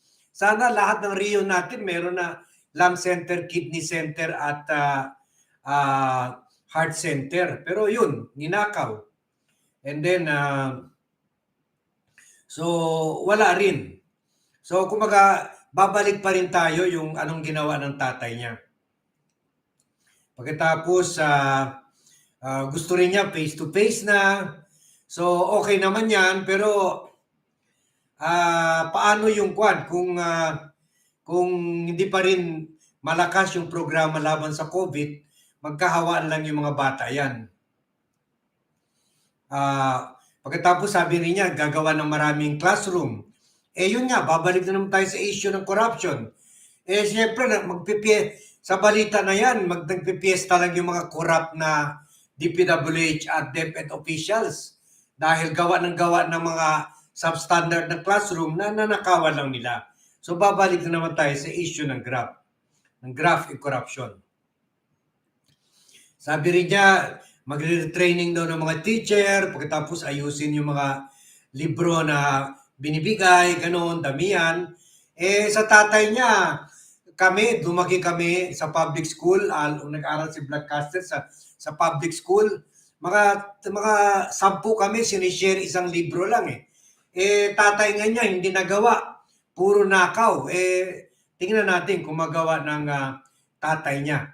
Pagkatapos, sabi niya, gusto daw niya i-improve yung education, hindi daw about history. Parang defensive siya sa revisionism. Sabi niya, gusto daw niya mas maraming computers, mas technology-based daw yung gamit sa school. Nakalimutan niya sabihin na yung plano pa lang niya, ginawa na ni Mayor Isko in 3 years. Mga school na pattern after Singapore. May mga aircon, may mga computer rooms, may complete pasilidad lahat. May mga state of the art na mga gym. So ginawa na ni Mayor Isko yan. Siya plano pa lang. Pagkatapos yung sinabi rin niya na dapat daw i-review yung K-12 para daw gumanda yung edukasyon. Pero at the same time, sinasabi niya, dapat puro English na lang ang ituturo kasi plus factor yan sa employment abroad. Yun nga ang purpose ng K-12 para gawin tayo mas mataas yung hiring capacity ng mga Pilipino pagpunta sa abroad, including improve English. So, nagka-class na naman yung programa niya. Pagkatapos yun, sabi niya, sasakay daw tayo sa 4th Industrial Revolution, yung nano, robotics, artificial intelligence, lahat-lahat yan, pati yung satellite technology. Again, plano na, again, campaign promise na yan ni Mayor Isko na yung technology-based na communication using yung partnering with Elon Musk. In fact, na yan, tuloy-tuloy na yan ma-implement sa City Hall. Yun nga, gusto niya national connectivity. ganun na nga, ganun rin ang plano ni Mayor Isko. And then sabi niya, inutusan daw niya yung DICT para i-connect lahat ng mga isla. At dapat daw submarine cable gagamitin o kuwan. Yan talaga. Naalala ko, una yan binanggit ni Mayor Isko sa Cebu. So, yung sabi rin niya, yung itutuloy daw yung palakasin yung build ni President Duterte. Pero nakita natin ngayon yung report ng COA na sinabi naman under Kalida na matapang ng COA. Mas matapang na ngayon at mukhang mas matapang ngayon. Sinabi naman maraming korupsyon sa mga proyekto, maraming delay. So, excuse me. Kung hindi natin i-address yung problema ng korupsyon, ganun rin. Wala rin mangyari sa PPP na yan. Ang maganda lang sa akin, relative to PPP na issue, napansin nyo, hindi na niya binanggit yung China. Kahit doon sa issue sa train, hindi na niya binanggit yung China. So, sa akin, good improvement yan. Nakikita niya, napanood niya yung vlog natin, na winrunningan natin na huwag niya gayahin si Duterte. Na umasa masyado sa China. Ang maganda lang, medyo improvement siya kaysa kay Duterte. Na halos lahat halos lahat minuto nagpapasalamat sa China or lahat ng SONA nagsisip-sip sa China. Tapos yung sinabi rin niya na i-modernize yung 1.9 trillion na mga train, subway, okay sana yun. Pero tulad ng sinasabi natin noon, sana meron na tayo mga subway, train, interconnected siguro mga 10 train system na meron dito kagaya ng Singapore, Malaysia, Japan, China, Hong Kong, Thailand,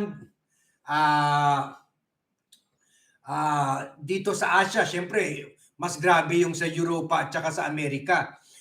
Yung mga bansa na binanggit ko, Korea, nagawa nila yan nung panahon 60s, 70s, 80s, na habang sumasakay sila sa Asian boom, yung lahat ng Asia biglang uumangat sa ekonomiya. Ang problema, sa panahon na yan, sa panahon ni Marcos Sr., nakaw left and right, hanggang isa lang nabigay sa atin na LRT, na pinagyayabangan pa ngayon ng mga Tansonian na na si Marcos lang daw nakagawa niyan. Katiting lang yan kumpara sa anong nagawa ng mga presidente na hindi diktador, na mga presidente ng Indonesia, Malaysia, Thailand, Singapore, Korea, ganon, Japan. So, good luck sa kanya. Pero sana alalahanin niya na yung tatay niya ang sumira sa atin. Kaya ngayon, hanggang ngayon, wala pa tayong subway train. Ginagawa pa lang. And in fairness, sinimulan yan sa panahon ni Pinoy. And then sinabi niya sa DOTR, full speed ahead. Pero meron naman finding yung COA, gano'n na naman. Puro graft and corruption or delayed yung proyekto, yung pagka-proyekto ng DOTR. Pagkatapos yun daw, yung sa energy, mag-introduce daw cheap, reliable energy, and then build new power plants, renewable energy. Yung galing sa sun, hydropower, wind, and kung pwede, sea. So, ang maganda lang sa speech niya about renewable energy, hindi na niya binanggit, I build the windmills in Lawag. At least may improvement. Siguro nakita niyo yung mga vlogs natin na inupakan natin siya na clean niya yung proyekto ng Danish government. And then yun, mas ayusin yung mga proseso dyan sa rich gas rich area na sa Malampaya. Kaya nga dapat hindi talaga siya magsipsip sa China kasi yung buong West Philippine Sea napaka-rich in oil and gas yan. Kaya dapat may stronger position sa dyan. And then ito, sinasabi niya na naman niya, time to review daw yung strategy to build nuclear power plant. Alam nyo, ang tabayanan nyo, may vlog tayo na nakaschedule na ng ako and the vlogcaster team. Ginawa na namin. Magsimula yan maglabas sa end of this week. Sa rapid fire yan. Hanggang 20 days, puro Marcos kwan lang. So, expose natin. Alam nyo, nung ginawa yung nuclear power plant dito, ang presyo ng nuclear power plant, nasabay sa ating gumawa yung Korea, at saka Korea, I think, and Japan, $75 million. Alam nyo dito sa Pilipinas, magkano ang ginawa ni Marcos? $400 million ang presyo, yung Bataan Nuclear Power Plant. Pagkatapos, hindi pa yun, umabot pa ng $1 billion US dollars. Kumbaga, ang laki ng patong, tongpats. Ang laki. Yan, mayroon tayo report dyan. So, kung hindi sinira ng tatay niya, isipin nyo, 1 billion power plant, sana nuclear power plant, sana nakagawa na tayo siguro mga 12 o 13 na power plant dito. Kung ang ginamit natin presyo or batayan sa presyo ng nuclear power plant ay 75 billion. Kagaya sa presyo na ginawa ng mga foreign company sa Korea at saka sa Japan. Pero tayo hindi. Hindi ako magaling sa math, pero kung ikumpara nyo na lang, 75 billion ginawa per power plant, 75 billion ginawa per power plant sa Korea. Dito, pumayag si Marcos na umabot ang 1 billion. So isipin nyo na lang, times ilan power plant sana yung nagawa sa atin. Sana ngayon, sobra-sobra, busog-busog tayo hanggang tenga siguro. Meron tayo kuryente na libre. Halos na forever kasi ganun ang ganun ang geothermal power plant. Ganun ang nuclear power plant. So sayang na another missed opportunity na naman dahil sa katiwalian ng tatay. And then sa water lane, sabi niya 1960s pa daw yung kwan ng tatay niya. Hindi na improve yung water kasi from 1960s ninakawan niya hanggang ngayon binabayaran pa natin yung utang. And then sabi niya sa DNR rin, i-review daw yung paano yung mga foreign companies minimina o kaya kinakat yung mga kwan natin, yung mga logs natin. Pero alam nyo, sa time ni Marcos, ni Marcos Sr., halos nakalbo na lahat ng mga forest natin dahil binigyan niya ng forest concession yung mga crony niya. Binigyan niya. At ngayon mga bilyonaryo, dahil kinalbo nila, inalaw ni Marcos halos buong Pilipinas. Pagkatapos dito rin sa mga OFW, medyo maganda naman pakinggan yung mga sinasabi niya. Pero ang sa akin lang, meron na dole, bakit mag-create ka pa ng Department of Migrant Workers? Si Isko, alam nyo, sinabi niya hindi na ako mag-create ng bagong opisina, basta ayusin ko lang yung dole at saka OWA at saka POEA, and then alisin ko yung mga palpak. So sana ganito. Pagkatapos i-reduce nyo yung process of hiring, okay naman ito. Gagawa ng mga reparation center. Pagkatapos tulungan yung kan. So sana nga gagawin.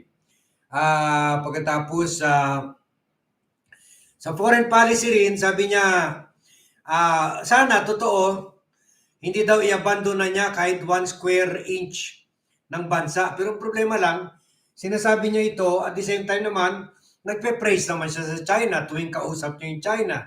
At sinasabi pa niya, the best BFF ng China ay Pilipinas. So, tulad ng sinabi ni Vlogcaster sa mga nakaraang vlog, na sinabi rin ni Bong Bong Marcos na dapat daw friends to all and enemy to none. So, okay naman ito. Dapat nga talaga lahat ng bansa kaibigan natin. EU, Amerika, Japan, Korea, lahat. Hindi China lang. Pero hindi rin ito tama na hindi natin ituturo na parang kalaban ang China kasi kinukuha na nila yung mga isla natin. So, kahit yung US naman, inaaway yung China eh. So, mali rin ito, friends to all and enemy to none. So, friends rin ang China, hindi pwede. Hindi pwede ma-apply yan sa China. And then sabi niya, independent foreign policy, guided by national interest. So, sana naman, huwag na lang niya parati ipe-praise ang China. Pagkatapos yun, nag-propose na siya ng mga legislation to make all of this proposal niya true. Na yung nag-create siya ng opisina na para mabawasan ng numero na mga hindi na kailangan ng empleyado kasi bloated yung bureaucracy natin. Ang daming empleyado, walang ginagawa. Mga 1530 kaya tinanggal niya yung di ba? Presidential Anti-Corruption Commission. Pero ang problema, nag-create naman siya ng panibagong office, National Right Sizing Program Office. So, nag-create ka ng bagong office para lang alisin yung mga bloated dyan. At saka alam nyo, dumami yung mga posisyon sa gobyerno. Sa time pa ni Marcos, lahat ng mga kaibigan niya ng tatay, binigyan ng trabaho. Pagkatapos yun, hiningi niya yung Congress, gumawa ng budget modernization bill. So okay naman ito para i-control talaga yung mga gastusin natin. Ang problema lang, kahit gaano natin gagawin yung belt tightening, kung napupunta pa rin sa corruption, wala pa rin. And then sa tax naman, i-increase niya yung real estate property value, aray. Yung mga lupa ni Vlogcaster, lalaki yung bayad ko. Pero okay lang sa akin yun. Okay lang sa akin yun. Pero problema lang, willing ako, maganda ito kasi yung mga malalaki yung lupa, yung mga may lupa, sila ang mas malalaking magbayad ng tax. Okay lang sa akin. Ang problema lang, sana ini-address rin yung problema ng katiwalian dyan sa Bureau of Immigration. So, yun ang sa Bureau of Internal Revenue or BIR. Sana in-increase rin yung kwan sa BIR. So, mapupunta lang yung taxes ko sa real estate taxes ko sa bulsa ng mga yan. Pagkatapos yun, reform of taxation income. Pero ganun rin. Kung wala magawa sa corruption, wala rin. Pagkatapos yun, gagawa rin siya ng legislation sa e-government process, e-commerce law, o yun, pag-i-increase rin yung presyo, yung taxes sa mga social media, ganon. I-promote yung SMEs, mag-create ng Medical Reserve Corps, a National Prevention Control Act, Virology, create ng Virology Institute, Department of Water Resources, increase yung kwan. So yun na, the usual ek. So, excuse me. So in short, long on promise, as usual, promise, maganda pakinggan, pero short on performance kasi marami nga gusto niya gawin. Pero kung nakikita natin siya Monday to Friday lang, biro nyo, Agriculture Secretary siya, okay, nag-COVID siya, pero hindi pa niya nakabisita kahit isang farmers group. So, paano yan? Ang dami niyang promises, ang dami niyang gustong gawin, pero Monday to Friday lang siya nagtatrabaho. Hindi niya magawa lahat yan, kahit after 6 years na. Dapat pareho siya kay Yorme na dahil crisis, hindi sinasanto yung oras. Okay. Babasahin ko na, pasensya na, hindi ko na maabot yung mga nauna. Babasahin ko lang, mag-comment na lang kayo ulit. Yung nag-comment na kanina, magsimula tayo dito kay Snowber. Sana i-address niya rin yung 203 billion real estate tax niya, tama. NRT nyo, 34 best cities ang Manila. Now, that's 360 degrees turn around to think that before Yorme, Manila's dirtiest. Tama.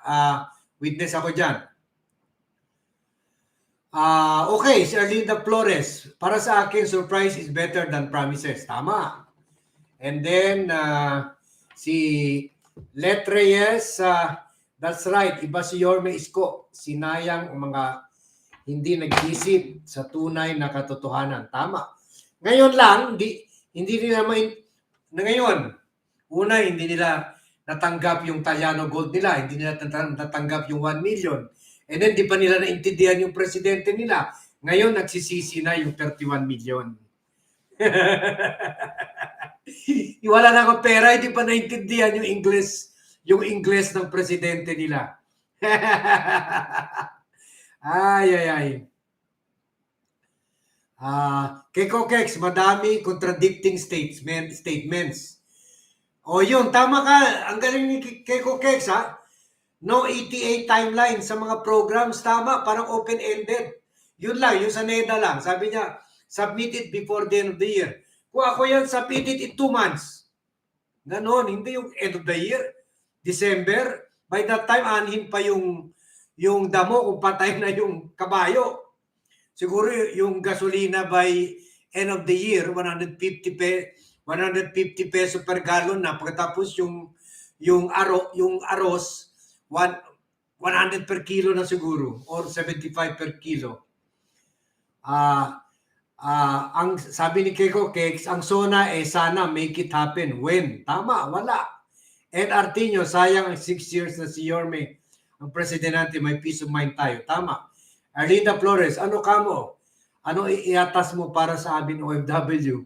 Wala nga. Nga. Let Reyes, but blue names to all solid Iskonyans. Pasensya na rin. Unahin muna natin yung mga basahin yung mga para wala magtampo. Yung mga comments kasi nag-effort kayo na gumawa ng comments. Okay. Snowbear, parang si Bongo lang. Parang si Bongo daw. And Artino, white elephant na naman ngayon, yung power plant na yan. Ang kung i-operate yan, it will be dangerous. Obsolete na yung structure. It will be entail a huge amount of money to upgrade its facilities. Tama. Kung gagawa siya ng new power program, dapat hindi na yan tapos na yan. Isipin nyo ang galing talaga ng mga researchers ko. Isipin nyo, mantakin nyo, from the time umalis si Marcos at hindi na ginamit yung Bata Nuclear Power Plant, 50 million ang ginagastusan natin dyan buwan-buwan para i-maintain lang yan. Kung hindi, puputok yan. Dapat kasi parang meron pa kasi gumagana dyan na mga scientific mga bagay. So 50 million minamaintain natin yan kada taon. Ilang taon na yun? 36, almost 40 years. Isa pa yan. Okay. And then Lota Nagianay, nakahabol ako. Good evening, Sir Arman. Good evening. Si Pilar Hufanyo, Pohol, hindi po kami nagsisisi. Proud kami sa plano ni hindi daw sila nagsisisi. Proud daw sila. Tingnan natin in 6 years. Okay lang.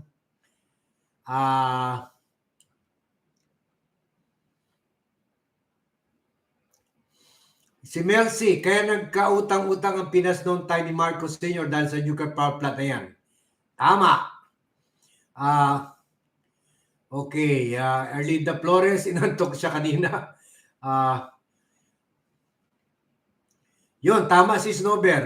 Mas malaki yung project, mas malakas ang korupsyon. Si Let Reyes, yun, nabisto na daw si Marcos sa windmill kasi hindi naman sa kanya talaga. Tama, si John Borja.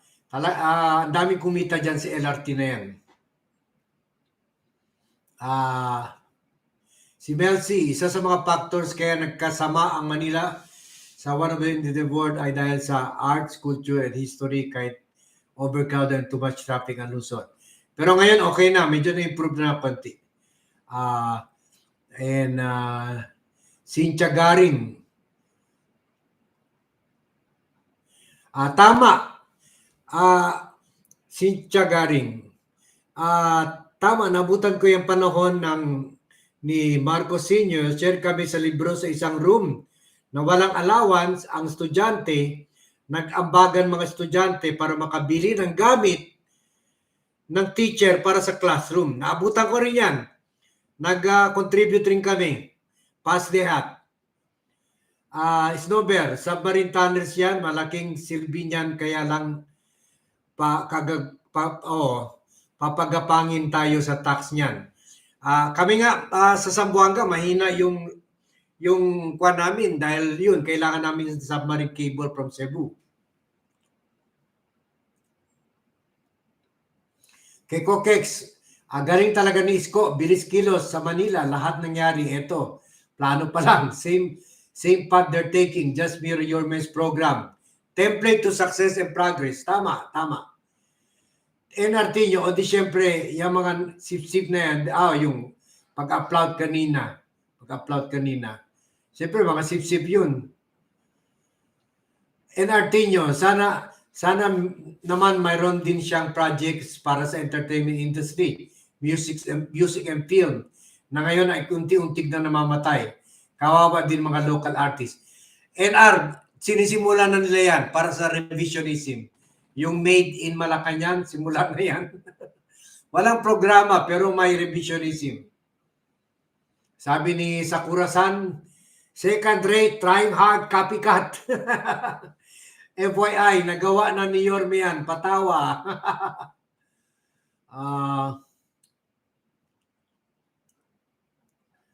And then, sige, yung mga bago.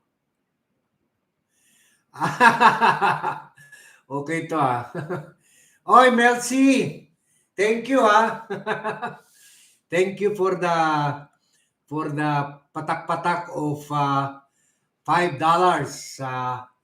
Thank you very much para sa team ko. Makakabakasyon si Vlogcaster dahil sa team ko. Otherwise, habang wala ako, tulad si Banat Bay, nasa Europe siya, hindi siya naka-vlog. Wala siyang vlog. Mga several days. I don't want that. Kaya pina-overtime ko sila para sabi ko gawa tayo ng maraming vlogs para kung mahina signal kay Vlogcaster abang abroad, at least meron tayong tuloy ang vlogging, tuloy ang laban sa katiwalian, tuloy ang expose. So thank you Mel, thank you. And Keko Kex, $2.99 Australian dollars. Thank you sa patak-patak for my staff. Sila ang maging taong bayan. So, taong bahay. Habang nagre-relax, nagkaka-much needed break si Vlogcaster. CC8, may specifics po ba sa speech ni BBM? Otherwise, we're all on our own. Meron naman, pero tulad yung sinabi ni Keko Kex, contradictory, ganon.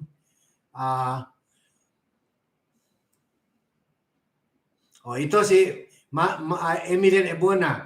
Pilar, mayaman ka, hindi mo naranasan ang paghihirap ng mga mahirap. Tama! Ako, naranasan ko yan. Kaya, witness ako. Joan Espolas, Pilar yan, puro aspiration, di plan yan mga narinig ko. At saka yung friend natin sa Japan, binanggit po ba ang pagkakaisa? In fairness, hindi. At least sa dalawang bagay hindi niya binanggit. Natuto na siya doon sa inauguration niya. Pagkakaisa at windmills na gawa ng embassy ng Denmark.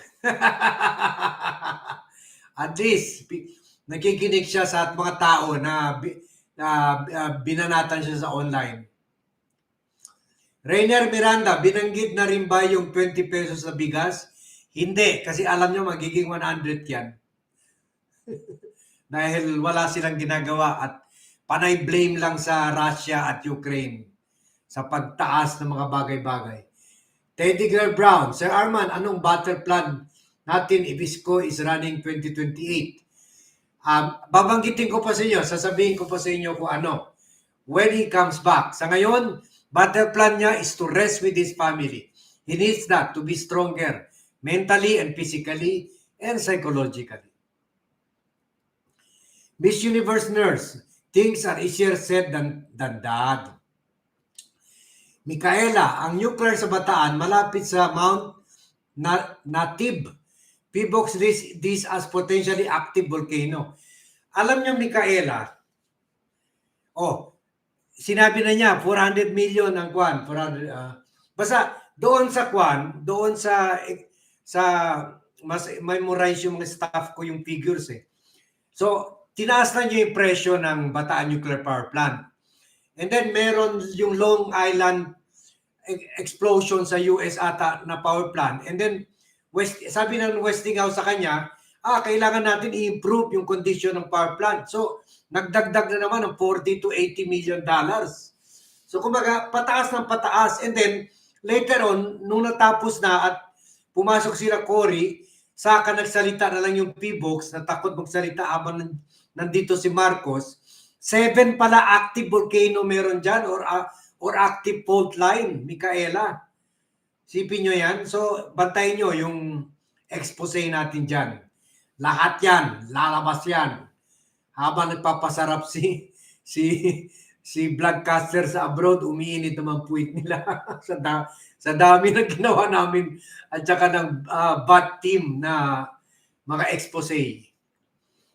Sample lang yun. Yung nakita nyo iniwan ni Marcos yung nanay niya, sample lang yun. Yes, Romeo Cañete, walang nabanggit tungkol sa drugs pati sa korupsyon. Tama.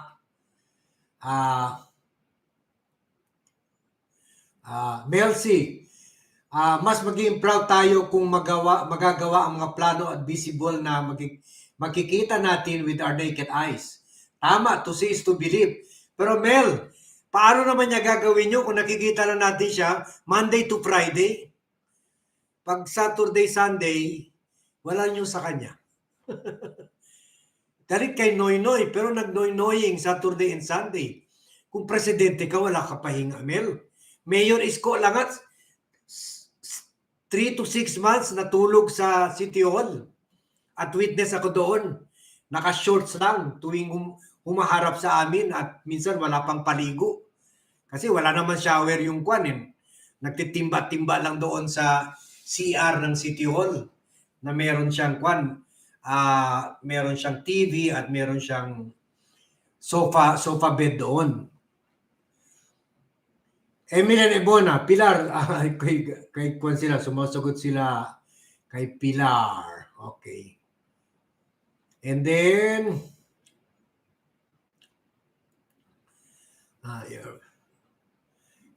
saan na tayo? Okay.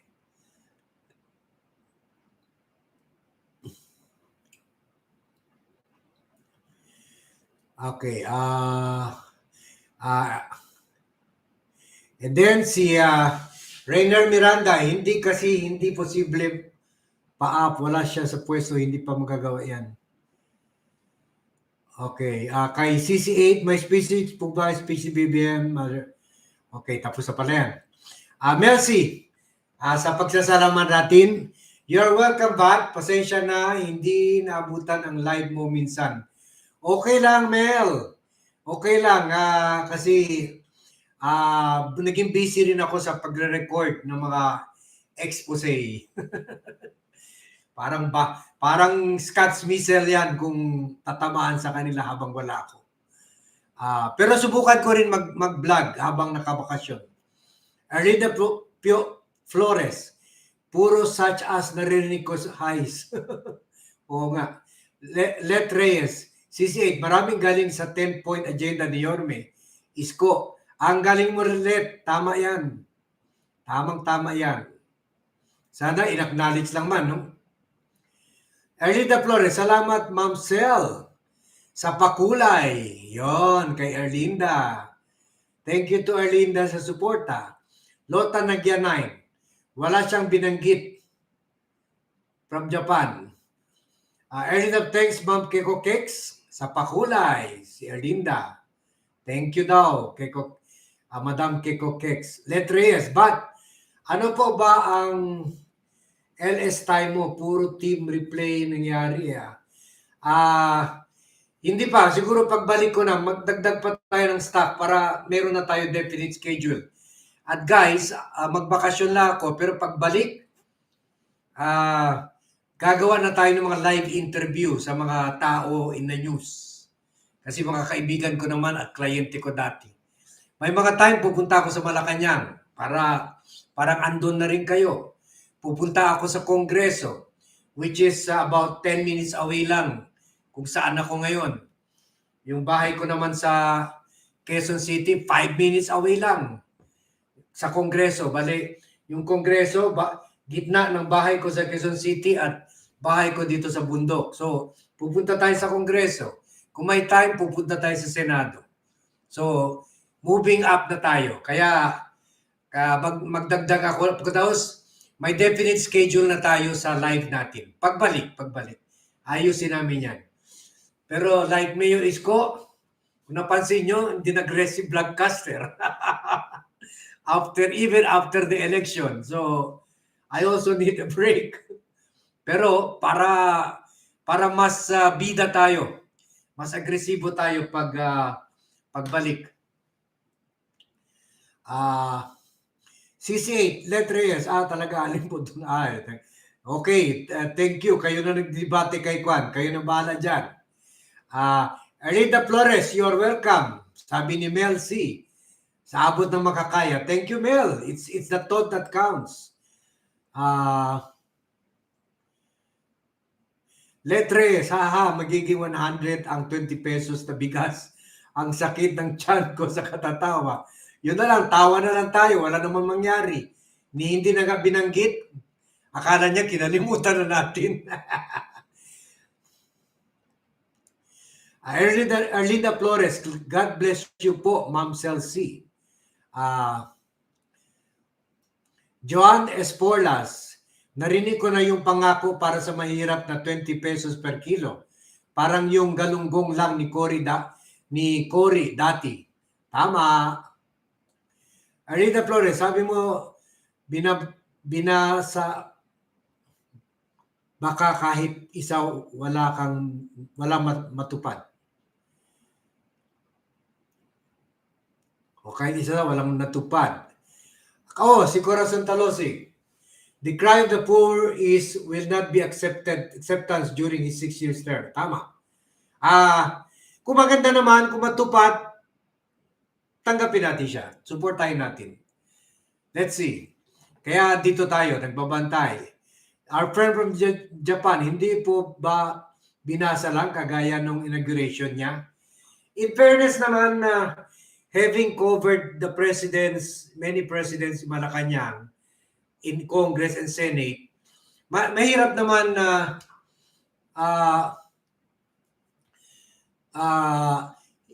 walang teleprompter. Yung teleprompter, yung nakikita natin yung parang glass, from the angle kung saan yung presidente, nababasa niya yun.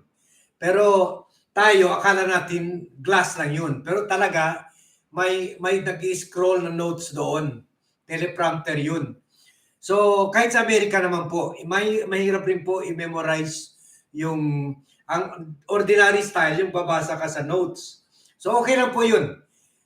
Si Isko lang, konti lang talaga na, pero yun na po, minsan, kami mga speech writers, mas gusto namin magbasa po, lalo na kung policy issues ang sinasabi, mas safe po, kasi kung presidente ka, once sinabi mo na, hindi mo na mabawiin, tulad yung 20 pesos na rice, hanggang ngayon, ina-Alaska natin siya. So, kung si Isko, siguro, si Isko mix, meron basa, meron rin extemporaneous, para hindi boring.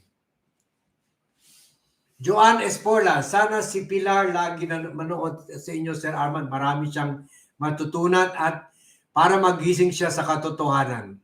Tama. Welcome ka naman dito, Pilar.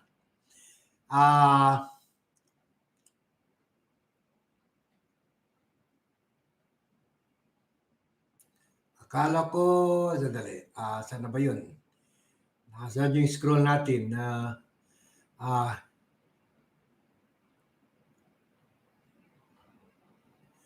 Okay. Okay. Okay, solusyon sa mensahe, CC8, pero din, yun, yung technology din daw, yung kay Orme rin yun. And then, yung friend natin from Japan, akala ko ba binanggit na naman ang pagkakaisa eh. Ang dami nagugutom, hindi na naman pwedeng kainin yung pagkakaisa. Hindi na binanggit ngayon. Erlinda Flores, wow, nalagpasan niya ang 10-point agenda ni Yorme. Hindi po, halos karamihan galing doon. Si Rose, magandang hapon daw. Erlinda Flores, sa huli po ang pagkakaisa. Konti lang, medyo pahapyaw lang. Si Corazon de Doce nanonood.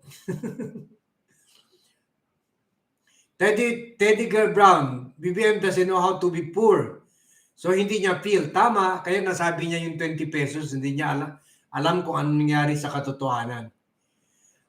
Mercy, siguro iutos na lang niya sa mga kaalyado niya ang mga pinangako niya. Tama, pero kung hindi siya mismo gumalaw, wala rin magawa. Hello, Elena Flores. Jawat, abangan nyo after 100 days. Tingnan natin. Kung hindi siya agresibo, wala rin mangyari sa 100 days. Mary Juntan, hindi ramdam ang malasakit niya sa mga mahirap. Tama, sana magising na rin yung mga mahirap. Erlinda Flores, nagutom na. Okay, pagkatapos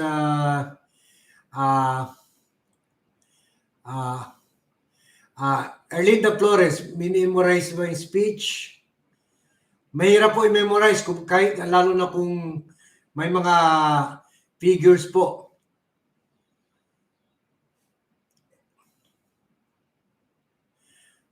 Si Emilyn. Yung pakulay, yun, sabi niya, Teddy Girl, pindutin mo ang dollar sign. Yes, meron po dito sa ilalim, kung makikita nyo na meron dyan yung naka-smiley at saka sa gitna, dollar sign. Yun, yan po, kung pindutin nyo yan, you can help my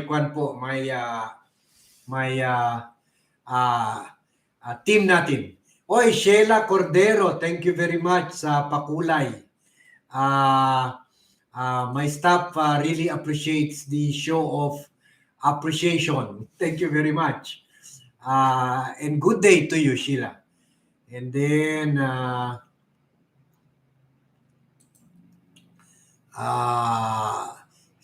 sino pa ba after kay Sheila? Erlinda, Teddy Girl Brown, click yun. Yun talaga. Si Eminent Ebona, salamat daw sa lahat ng pakulay. Thank you. From me too. Roberto Velasco, madaling sabihin pero mahirap gawin. Erlinda Flores, thanks po Sheila Cordero sa pakulay. Yes. Teddy Brown, and then what happens? Erlinda Flores. And then Mary Junta, dapat sinama niya sa SONA niya ang tax na hindi nila nababayaran. Oo nga, di ba meron sa inyo ng comment kanina na yun sana magandang announcement. That should be the best time. Alam nyo, busy na ako, paalis ako eh. Pero nagsettle yung ABS-CBN, yung may isang company sila na meron 1 billion tax liability. Na-settle nila for almost 200 million, parang nag-compromise agreement with the BIR. So isipin nyo yan, at least ABS-CBN, mga Lopezes nagbabayad. Pero kahit compromise agreement, okay na rin yun, basta magbayad. Pero ito wala, manhid.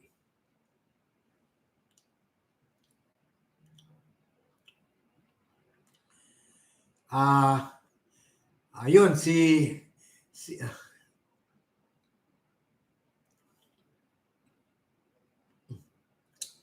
Erlinda Flores nagtuturo na lalabas daw yung paano yung magpakulay. Thank you.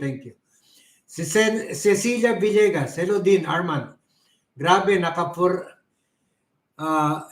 helicopter payamanin ang inantok ng mga nakikinig sa SONA. Hindi ko nakita yun. 4 na helicopter ang mahal ng aviation fuel nun. Yeah, tama yung friend natin from Japan. Malakas na yung memory ni Yorme. Baka si Yorme i-memorize niya yun. Raquel Villaseñor, may nabanggit ba sa war on drugs and corruption? Wala po. Ngayon, dingil na siya na nagkaroon ng time to watch. Erida Flores, English daw para hindi siya masingil.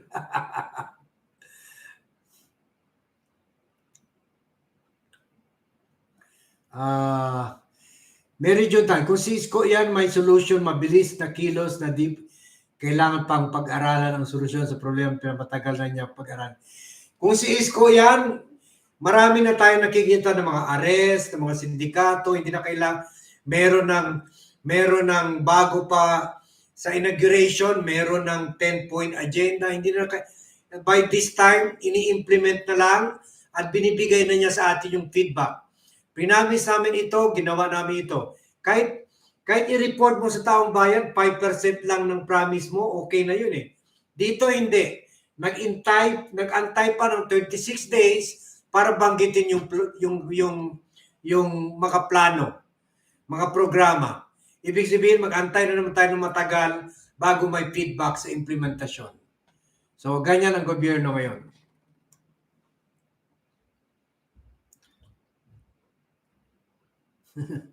Okay, to its parts. Wala daw, Raquel. NRT nyo, mamaya niyan meron pa dress na naman sa umattend sa SONA. Mas may focus pa sa passion kaysa sa agenda ni BBM. Tama. NRT nyo, anyway, praying for this administration to do what they promise. Gusto ko lang mas maayos na buhay para kay Juan de la Cruz. Yes, that's all our wish. That's what we are all wishing for. Keko Kex, thank you, sir, for your time and the BAT team for researching the truth. Your expert side of politics, we ordinary people will not understand easily. Enjoy your well-deserved vacation po. Until next time. Guys, that reminds me, magpa-pack up na pala ako. Magpa-pack up na. So, we have to end soon, pero basahin ko lang muna ito mga humabol. John Christopher Tayaban, nagka 2 hours and a half pala tayo. I think this is the longest. John Christopher Tayaban, he should work twice as fast. People can no longer wait. Tama eh. Tama. Dapat isko type of work, ethic and attitude. Kawawa talaga tayo. Parang umaasta, parang presidente siya ng Amerika na parelax-relax lang kasi mayaman na bansa na. Dapat hindi ka na natutulog kung presidente ka. Sa hirap ng buhay ngayon. 110 million Filipinos nagugutom, mga anak mo yan. Ikaw ang tatay ng tahanan. John Christopher Tayaban. Okay. Tapos na pala. Mariles Yang. True, here in Melbourne, my friends were dismayed about the results of Philippine election. So yun ang sinasabi natin, Marites. Paano tayo i-improve yung Filipino brand? Tuwing makikita nila yung Pilipinas, nakikita nila yung 3,000 sapatos ni Imelda. At hintayin nyo yung ginawa namin pati na ni Blackcaster team. Grabe, ma-shock kayo. Ma-shock kayo yung origin ng Palace in the Sky dyan sa Tagaytay, yung bakit ginawa yung Coconut Center, yung Folk Art Center, yung Film Center. Ma-shock kayo guys. And all of this, may mga verifiable information. Pinalagay ko sa kanila yung mga links sa caption. Ma-shock kayo. Kahit ako, akala ko I know. That's why siguro ako magiging authority on the Marcos na ako from now on. Kasi ang daming storya masabi sa kanila. Ang dami. Ang nalalaman natin siguro mga 1% pa lang. Grabe yung nagkukuha na yung material sa mga foreign press. Masyak kayo guys. Masyak kayo. Pero una dyan, sa mga babae, yung shopaholic behavior ni Imelda, kung mag-shopping siya, parang wala nang bukas, parang matutunaw na yung mundo bukas. 200,000 guys bumili ng chewing gum sa San Francisco Airport. 200,000, $2,000, $2,000, which is 100,000 pesos. Ngayong time with inflation, siguro mga 1 million na yun. $2,000 para sa chewing gum lang. Yan si Imelda. Hintayin nyo lang. Malapit na.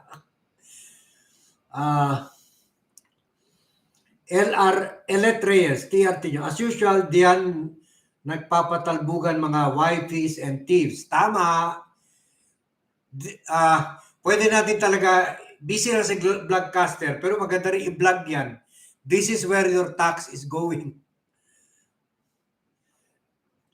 Teddy Brogger, I saw the sticker, but how do I pay the amount or how do I charge me?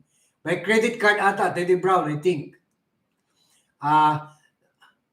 Our friend from Japan, salamat sa mga nagpakulay. Don't forget to like. Tama. Like and share, guys. Jawat. Hindi nga ako nanood sa live coverage ng SONA, ha? Boring. Tama. Pero guys, in fairness, mas improvement naman kaysa yung mga biro-biro kay President Duterte. Ang corner yun, magtatawag-tawag pa ng mga tao, ng mga alipores niya na wala naman nagawa. Papatayo pa. At least si Sara lang ang binanggit sa mga cabinet members niya. Okay. Okay.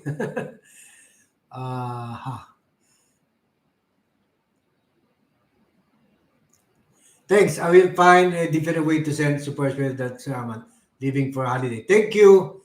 Pagbalik ko po, ayusin ko rin yung membership para we can have closer yung mga sa inyo na gusto closer interaction with Vlogcaster. Pwede.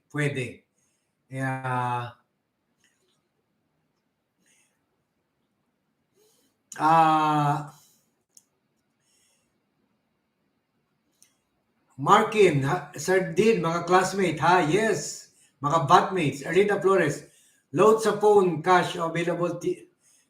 Later, gagawin natin yan.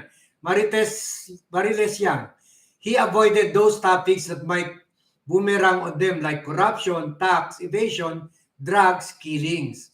Ang galing mo, Marites. That's true. I agree. Erlina Flores, Keko Keks, please tell Ma'am Tedigar kung saan po ang credit ng pakulay. Thanks. Okay, thank you for helping. Josie Ima, he must have a ghostwriter that made his speech. And a well-memorized one at that, kung talagang walang teleprompter. Siguro nagka-time siya, i-memorize speech niya nung nagka-COVID ulit daw siya. Josie, meron siya teleprompter. I think hindi lang visible sa atin kasi when you see it, parang glass lang siya. So mahirap mag-memorize, lalo na yung mga figure. Normal lang yan, kahit sa Amerika naman. Kahit mas magaling na sila sa Ingles. Meron talaga, kahit sa UK. Meron talaga, normal lang naman yung teleprompter. At when you're the president, you have to be precise in what you say. Anything you say can create war with other country kung walang teleprompter. So, okay lang yan. To me, it's not an issue. Sa akin lang yung sincerity, contradictory yung mga kwan, and then ang bagal, kumilos, at saka dapat result-based tayo at tama, dapat may deadline.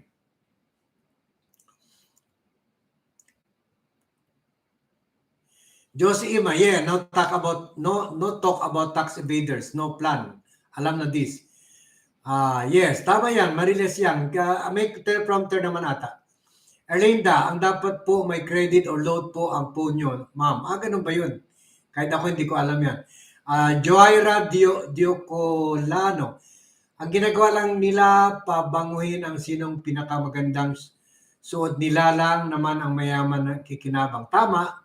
Actually guys, kung ako presidente, kung si Isko presidente, sasabihin niya, I'm sure, knowing Isko, I'm very sure, sasabihin niya, mga senators, mga congressmen, mga asawa nyo, pwede ba sa hirap ng buhay ngayon, quit muna tayo dyan sa passionista? Okay, Mrs. Subiri, how much will you spend for your attire and your makeup and your diamonds? 50,000, Mr. President. Pwede ba i-donate na lang natin yan? So, magkwan lang tayo, simple dress lang tayo kasi nahirapan ng taong bayan, simple dress lang tayo, but i-donate na lang natin sa mga jeepney drivers na hindi na drive, nilalabas yung kwan nila, mga jeep nila dahil hindi na nila mahabol yung presyo ng gasolina. I'm sure kung si Isko yan, ganyan ang sasabihin niya. Mga senator, congressmen, pwede ba mag-jeans lang tayo? Pwede, okay, mag-zoom na lang tayo. Alam niyo yung gasto sa kongreso, million yun. Later on, guys, I will bring you inside Congress. Very familiar sa akin yung lugar na yun. I covered, mag-attend tayo ng mga congressional hearings. Live congressional hearings. At itutur ko kayo sa Congress. Yan, pares nyo lang ako. Promise ko yan sa inyo. We will be in the center of things. Or later on, plano rin namin kukuha ng mga reporters, na VAT reporters. Mga plano-plano lang. Uy, Micaela, thank you. Naalala nyo. Uy, guys, may greeting sa akin si Yorme. Watch out for it tomorrow. Kahit busy siya, naka-short video. And then, i-quad ko rin sa inyo doon. Sasabihin ko yung, kahit wala na siya sa pwesto, gaanong significance ni Yorme sa Philippine politics at sa buhay-buhay natin at sa Philippine history. Sinabi ko doon, what happened to Yorme is not the end. It's just the beginning. Because failure is better teacher than success. Bukas yan. Thank you, Micaela. Thank you. Teddy Girl Brown. Ernie Flores, thanks. I will find a different way to send support, especially that Sir Armas is leaving for holiday. Thank you po. Keko Keks, if you're watching from your PC, you may need to add your credit card to validate. I use my iPad and iPhone po. It's in the chat box po and I use it currency to open super chat. Okay guys, thank you for helping each other. Mariles Yang, 2 teleprompter for installed. This cabinet provided inputs. Yung may sinabi kanina, meron siya speech writers. Guys, normal lang yan. If you're the president, you are having a policy, you're telling the country, you're discussing a policy issue. Dapat, ang researcher mo dyan at saka mga writers mo dyan, from 20 to 30 to 50. Kasi lahat ng inputs ng mga departments kukunin mo. Pagkatapos pipiliin mo kung anong i-prioritize mo. Siguro, binanggit niya dito mga issues, siguro nagpadala sa kanya 100, so iti-trim down nila yun to 20, ganon, para banggitin, or 10. So, in fairness, yun lang, si Vic Reyes parang nagpasikat na buong weekend daw, in-spend ni Bongbong just to write his speech. Kalokohan naman yun. Meron talaga opisina dyan sa Malacanang na Presidential Office on Communication and Speech Writing. So wag na tayo maglokohan. Anyway guys, pati dyan sa Malacanang, itutur ko kayo, pati magandang garden dyan. Pagbalik ko. So, pray I'm able to rest para ganado tayo pagbalik. Josie Ima, Teddy Girl Brown, after you click the dollar sign below, you choose the amount in the sticker. Then you pay your credit card. At least that's what I did before. And I'm using a Chromebook laptop. Thank you for helping. Corazon Tolosig, happy birthday, Sir Armandine. Have a safe travel, sir. Huwag mo po kalimutan pasalubong po. 2 joints. Oh, pasalubong ko na. Nagutom na rin ako. Guys, pa-end na ako. Magpapack up pa ako.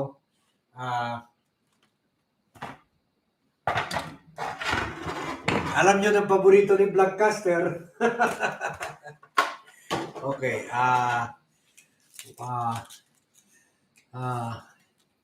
Si Emilian Ebona, dapat daw, meron daw tayo Paymaya, GCash. Gagawin natin yan. Pagbalik. Kasi yan ang di magagawa ng staff ko. And I have to do it myself. Pagbalik.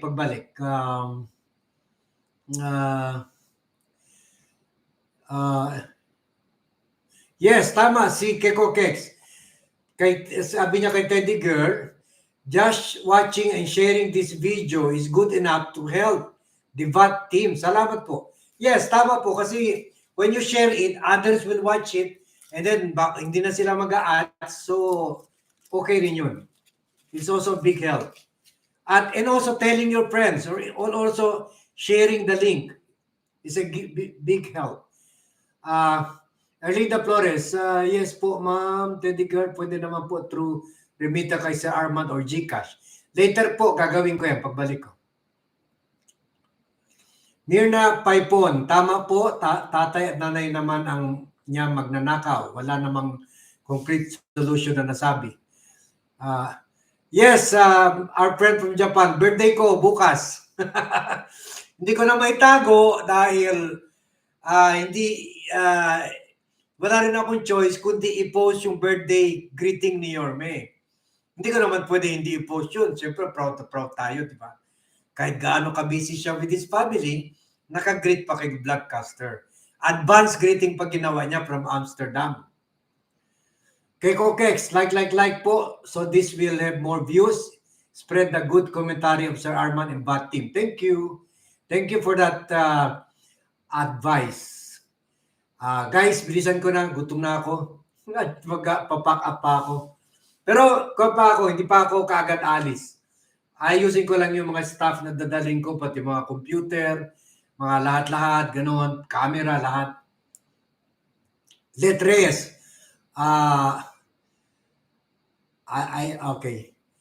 Joan Esporlas, naalala ko tuloy yung pinag-donate yung mga sweldo niya, mga senador para sa mag-survive ang mga tao sa COVID. Tama. Ganyan ang ginawa ng Prime Minister ng New Zealand when COVID first started to hit New Zealand. Kaya pasensya na po, my Apple gadget is already set to my designated credit card. So not familiar with other payment form. Letres, okay. Nenita Piquet, puro sila forma, taong bayan, gutom sa mahal na bilhin. Kaya nga sana, delikadesa, hindi na tinuloy yung mga papormahan na yun. Pera po natin yun, kukunin nila yun sa pork barrel at saka sa mga projects nila. And Artino, that's why I prefer to watch your live blog of the SONA instead sa mainstream media I'm learning a lot from you. Thanks, Bat, in advance. Happy birthday po. You will learn more kung pupunta ako mismo sa attend tayo ng hearing, yung kung meron mga mag-investigate. Miguel Subiri is a friend noon pa. So, pwede rin tayo pumunta sa Senate.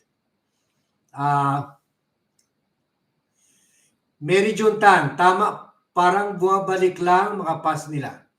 Raquel, thank you sa Armand earlier. Hi guys, by the way, you're discussing about how to help yung team ni Vlogcaster. Pwede rin kayo mag-donate in peso ata sa mga comment section. Pwede rin doon. Keko Kex, have a great holiday po. Mel, to Teddy Girl, pwede sa computer magpakulay. Hingin ng Google ang credit card number mo, then follow the instructions. Ganon. Okay. Okay. Saan tayo? Okay. Lota agree ako sa Gcash, sir. Okay, I will do that. Letres, God bless you more, but enjoy your vacation. Eagle Eye Channel. Good evening po, sir. Arman, ingat lang po sa bakasyon nyo. Buti na nanood ako sa live nyo ngayon. God bless. Marathon, naunubusan na ako ng laway dito. Nakahabol ka pa, Eagle Eye Channel. Thank you. Our friend from Japan, happy birthday po. Thank you, Teddy Brown Girl. I've been sharing Sir Armand vlogs ever since for my family and friends. Thank you very much. Really appreciate that. Tito Par, happy birthday and more blessings to come. More power back. Guys, share nyo talaga yung ginawa namin ng Team Vlogcaster. Masashock kayo. At very interesting yung mga story nila Marcos. I mean, nakakainis pero very funny kasi grabe yung mga behavior nila. Very weird sila pamilya. Tulad yung iniwan yung nanay pero dinala yung almost 1 trillion na gold at pera nung umalis sila papuntang Hawaii. Marami pang storya ganun. Si Letres, happy birthday to you. Thank you. Si Melcy, enjoy your vacation and have fun, sir. But, ingat sa kumakalat na monkeypox. Tama, takot rin kami dyan. Radi de Colongon, happy birthday po, Sir Arman. Wishing you good health, always be blessed, have a safe travel, and God bless your trip. And then, Rautro, no, kahit anong ganda ng speech, hindi naman makakain mahirap at naghihirap Pilipino. Good comment, I agree. Keiko Gags, happy birthday, sir. Have a break, coffee break during your holiday abroad. Yun, para sa akin daw, $14.99 Australian dollars. Thank you so much. Really appreciate it. Thank you. Keiko Kex. Johaira Dio Calon, happy birthday po para sa Arman. Raquel Bilasajar, happy birthday. Enjoy your vacation, sir. Teddy Brown, I'm looking forward to your trips to Congress and Malacanang. Take care. Nanita Niket, happy birthday, dear Bat. More blessing. Happy birthday, Sir Bat. Ferdinand Gutierrez, advance happy birthday, Bat. More power. Rose, advance happy birthday. Enjoy your vacation. Eagle Eye, advance happy birthday. Post para, sir. Sheila Cordero, happy birthday, Sir Armand. Enjoy your vacation with the family. Very juntan. Tama talaga, sana di sila magsisi na pinili nila na walang plataforma, walang solusyon. Lalo na sa tax. Talaga. Wala talaga. Nganga tayo. Keiko Kex, thanks sa pa-birthday. Thank you. Keiko Kex. Pearl Orient, good evening, Sir Armandine. Teddy Brown, Keiko Kex, I'm from Melbourne. Wow. Sana all. So guys, i-end ko na talaga. Again, thank you to Keiko Kex sa pakulay. And also to Miss Sheila Cordero, and also to Keiko Kex twice, and to Mel C. Thank you very much. And to everyone, sorry hindi ko nabasa lahat ng comments kasi I have to take notes kasi yung nga, sabi ng ilan sa inyo, you just want my reaction, hindi yung speech. Thank you for that. So, now I have to end. It's almost 3 hours and I have to, kasi magpakwad kami bukas, RT-PCR. So, I'll be leaving early. So, I have to end now at mag-dinner na kami. If I have time, guys, pwera sa greeting, pwera sa recorded vlog, I will try to go live tomorrow. Para lang i-discuss naman natin yung reaction. Pero baka sa bandang hapon, yung reaction ng mga ibang tao, lalo na yung mga oposisyon, lalo na yung mga ibang senator, na congressman or senator or mga militant groups, para marinig naman natin yung boses nila or kaya yung business sector para malaman naman nila kung how they reacted. I hope we have time kasi may konti rin kaming kwan bukas daw after magpa-atay COVID test kami. Simple lunch with my family and children. And then baka sa hapon, mga around siguro mga 3 to 4, hopefully. Tingnan natin. Okay guys, see you tomorrow. Thank you for joining me today. And thank you for the kind words and for the greetings, and everyone for sharing and telling your friends about Blogcaster, and sharing your links, the links natin dito sa kanila. Net Travels, yung mga humabol. Hi po, Mr. Dean Arman, happy birthday po and safe travel. Enjoy. Tito Par, God first, thank you. Kiko Kex, thanks everyone. Artrono, God bless. Okay, with that, we end, guys. Almost 3 hours tayo. I'll see you again tomorrow or the next day. Or, tingnan natin. Basta, try. I'll try to find time for that. Thank you very much and have a good evening to all. Good morning, good afternoon, midnight greeting, early morning greeting to all our friends everywhere in the world. To all our batmates, we are one family. Thank you very much. Corazon Talosi, God first. Bye-bye.